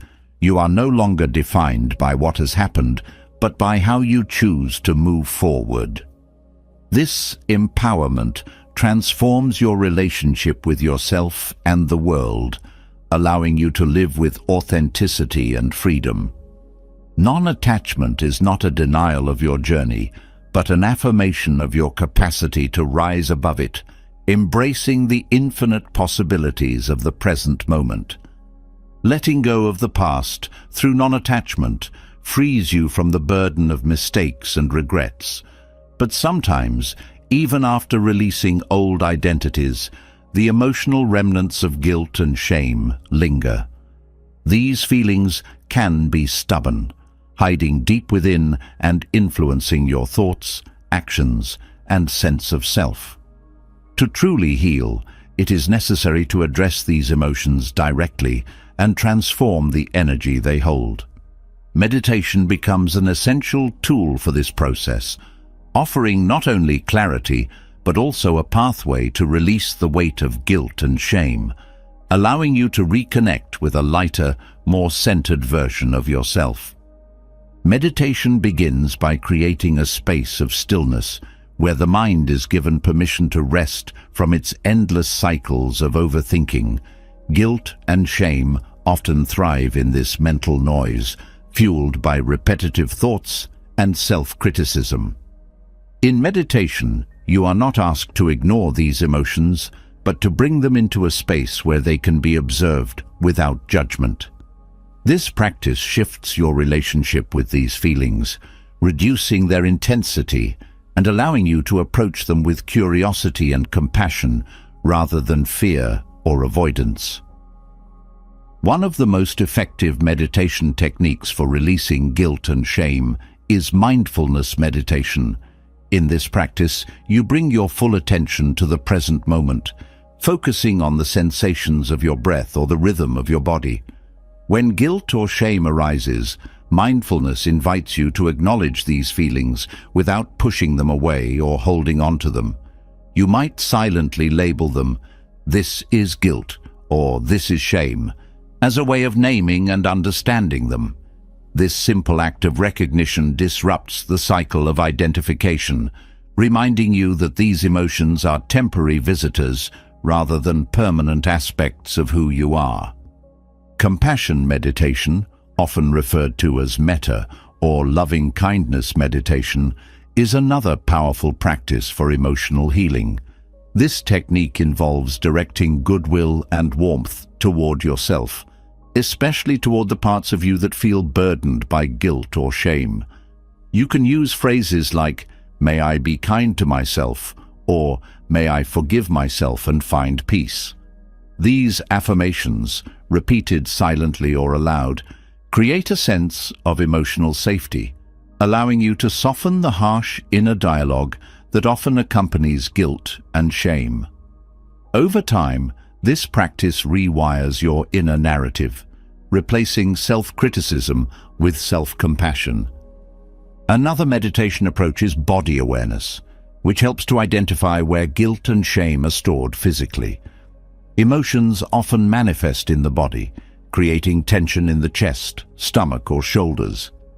In body scan meditation, you direct your awareness to each part of your body, noticing any areas of discomfort or tightness. As you breathe into these areas, you may visualize them softening and releasing. This practice not only alleviates physical tension, but also helps to process the emotional energy that has been held within. Visualization techniques in meditation can also be transformative for releasing guilt and shame. One method involves visualizing these emotions as tangible objects: a heavy stone, a dark cloud, or a tightly wound rope. As you breathe deeply, you can visualize these objects dissolving, being carried away by the breath, or transforming into something light and gentle. This imagery helps to externalize the emotions, making them feel less overwhelming and more manageable. It reinforces the idea that these feelings, while significant, are not immovable and can be shifted with intention. Meditation also creates a sense of perspective, reminding you of the impermanence of emotions. Guilt and shame often feel all-encompassing, as though they will never fade. Meditation offers the experience of sitting with these feelings and observing how they ebb and flow. This practice builds trust in your ability to endure emotional discomfort, knowing that it will eventually pass. This understanding fosters resilience, giving you the confidence to face difficult emotions without becoming overwhelmed. For those who struggle with deeply rooted guilt or shame, guided meditations can provide structured support. These meditations often include prompts or affirmations that help you explore the sources of your emotions and release them with compassion.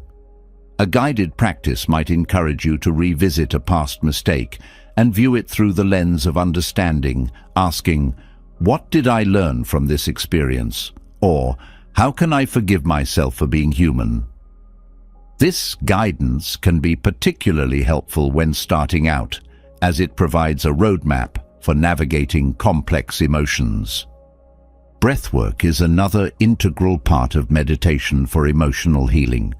The breath serves as an anchor, grounding you in the present moment and calming the nervous system. When guilt or shame arises, focused breathing techniques can help to regulate your emotional state. Deep diaphragmatic breaths, where the inhale expands the belly and the exhale is slow and controlled, signal safety to your body and mind. This physical response creates a sense of calm, making it easier to address difficult emotions with clarity and compassion. Journaling as a complement to meditation can also deepen the healing process. After a meditation session, writing down your thoughts and feelings provides a space to process what arose during the practice. This act of putting emotions into words further externalizes them, allowing you to gain insights and perspective. Journaling can also be a way to track your progress, noticing how your relationship with guilt and shame evolves over time. This combination of meditation and reflection creates a holistic approach to emotional healing. One of the most profound gifts of meditation is its ability to reconnect you with your inner wholeness. Guilt and shame often create a sense of fragmentation, as though parts of you are broken or unworthy. Meditation reminds you that beneath these emotions lies an unchanging core of goodness. This realization is not about denying the impact of mistakes, but about recognizing that your inherent worth is not diminished by them. This perspective creates a foundation of self-acceptance from which true healing can arise. Meditation also helps to cultivate patience with yourself. Healing from guilt and shame is not an instant process, and progress may feel slow at times. Meditation teaches you to sit with this discomfort, offering yourself the grace to heal at your own pace.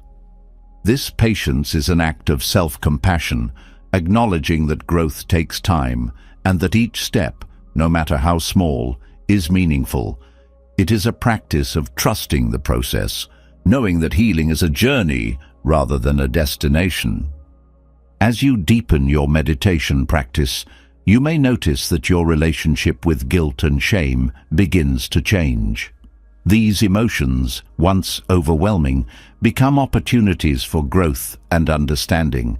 They reveal areas where care and attention are needed, guiding you toward greater self-awareness and compassion. This transformation is not about erasing these emotions, but about integrating them into your journey in a way that empowers rather than hinders you. Meditation for emotional healing is not a one-time practice, but an ongoing commitment to your well-being. Each session builds on the last, creating a cumulative effect that strengthens your resilience and deepens your connection to yourself. It is a practice that teaches you to meet your emotions with kindness, to honor your journey without being defined by it, and to embrace the freedom that comes from releasing what no longer serves you. Through meditation, you find not only the tools to process guilt and shame, but also the courage to move forward with a lighter heart and an open mind. Forgiving yourself for past mistakes isn't a destination, it's a journey where you transform guilt into growth, regrets into lessons, and suffering into self-compassion.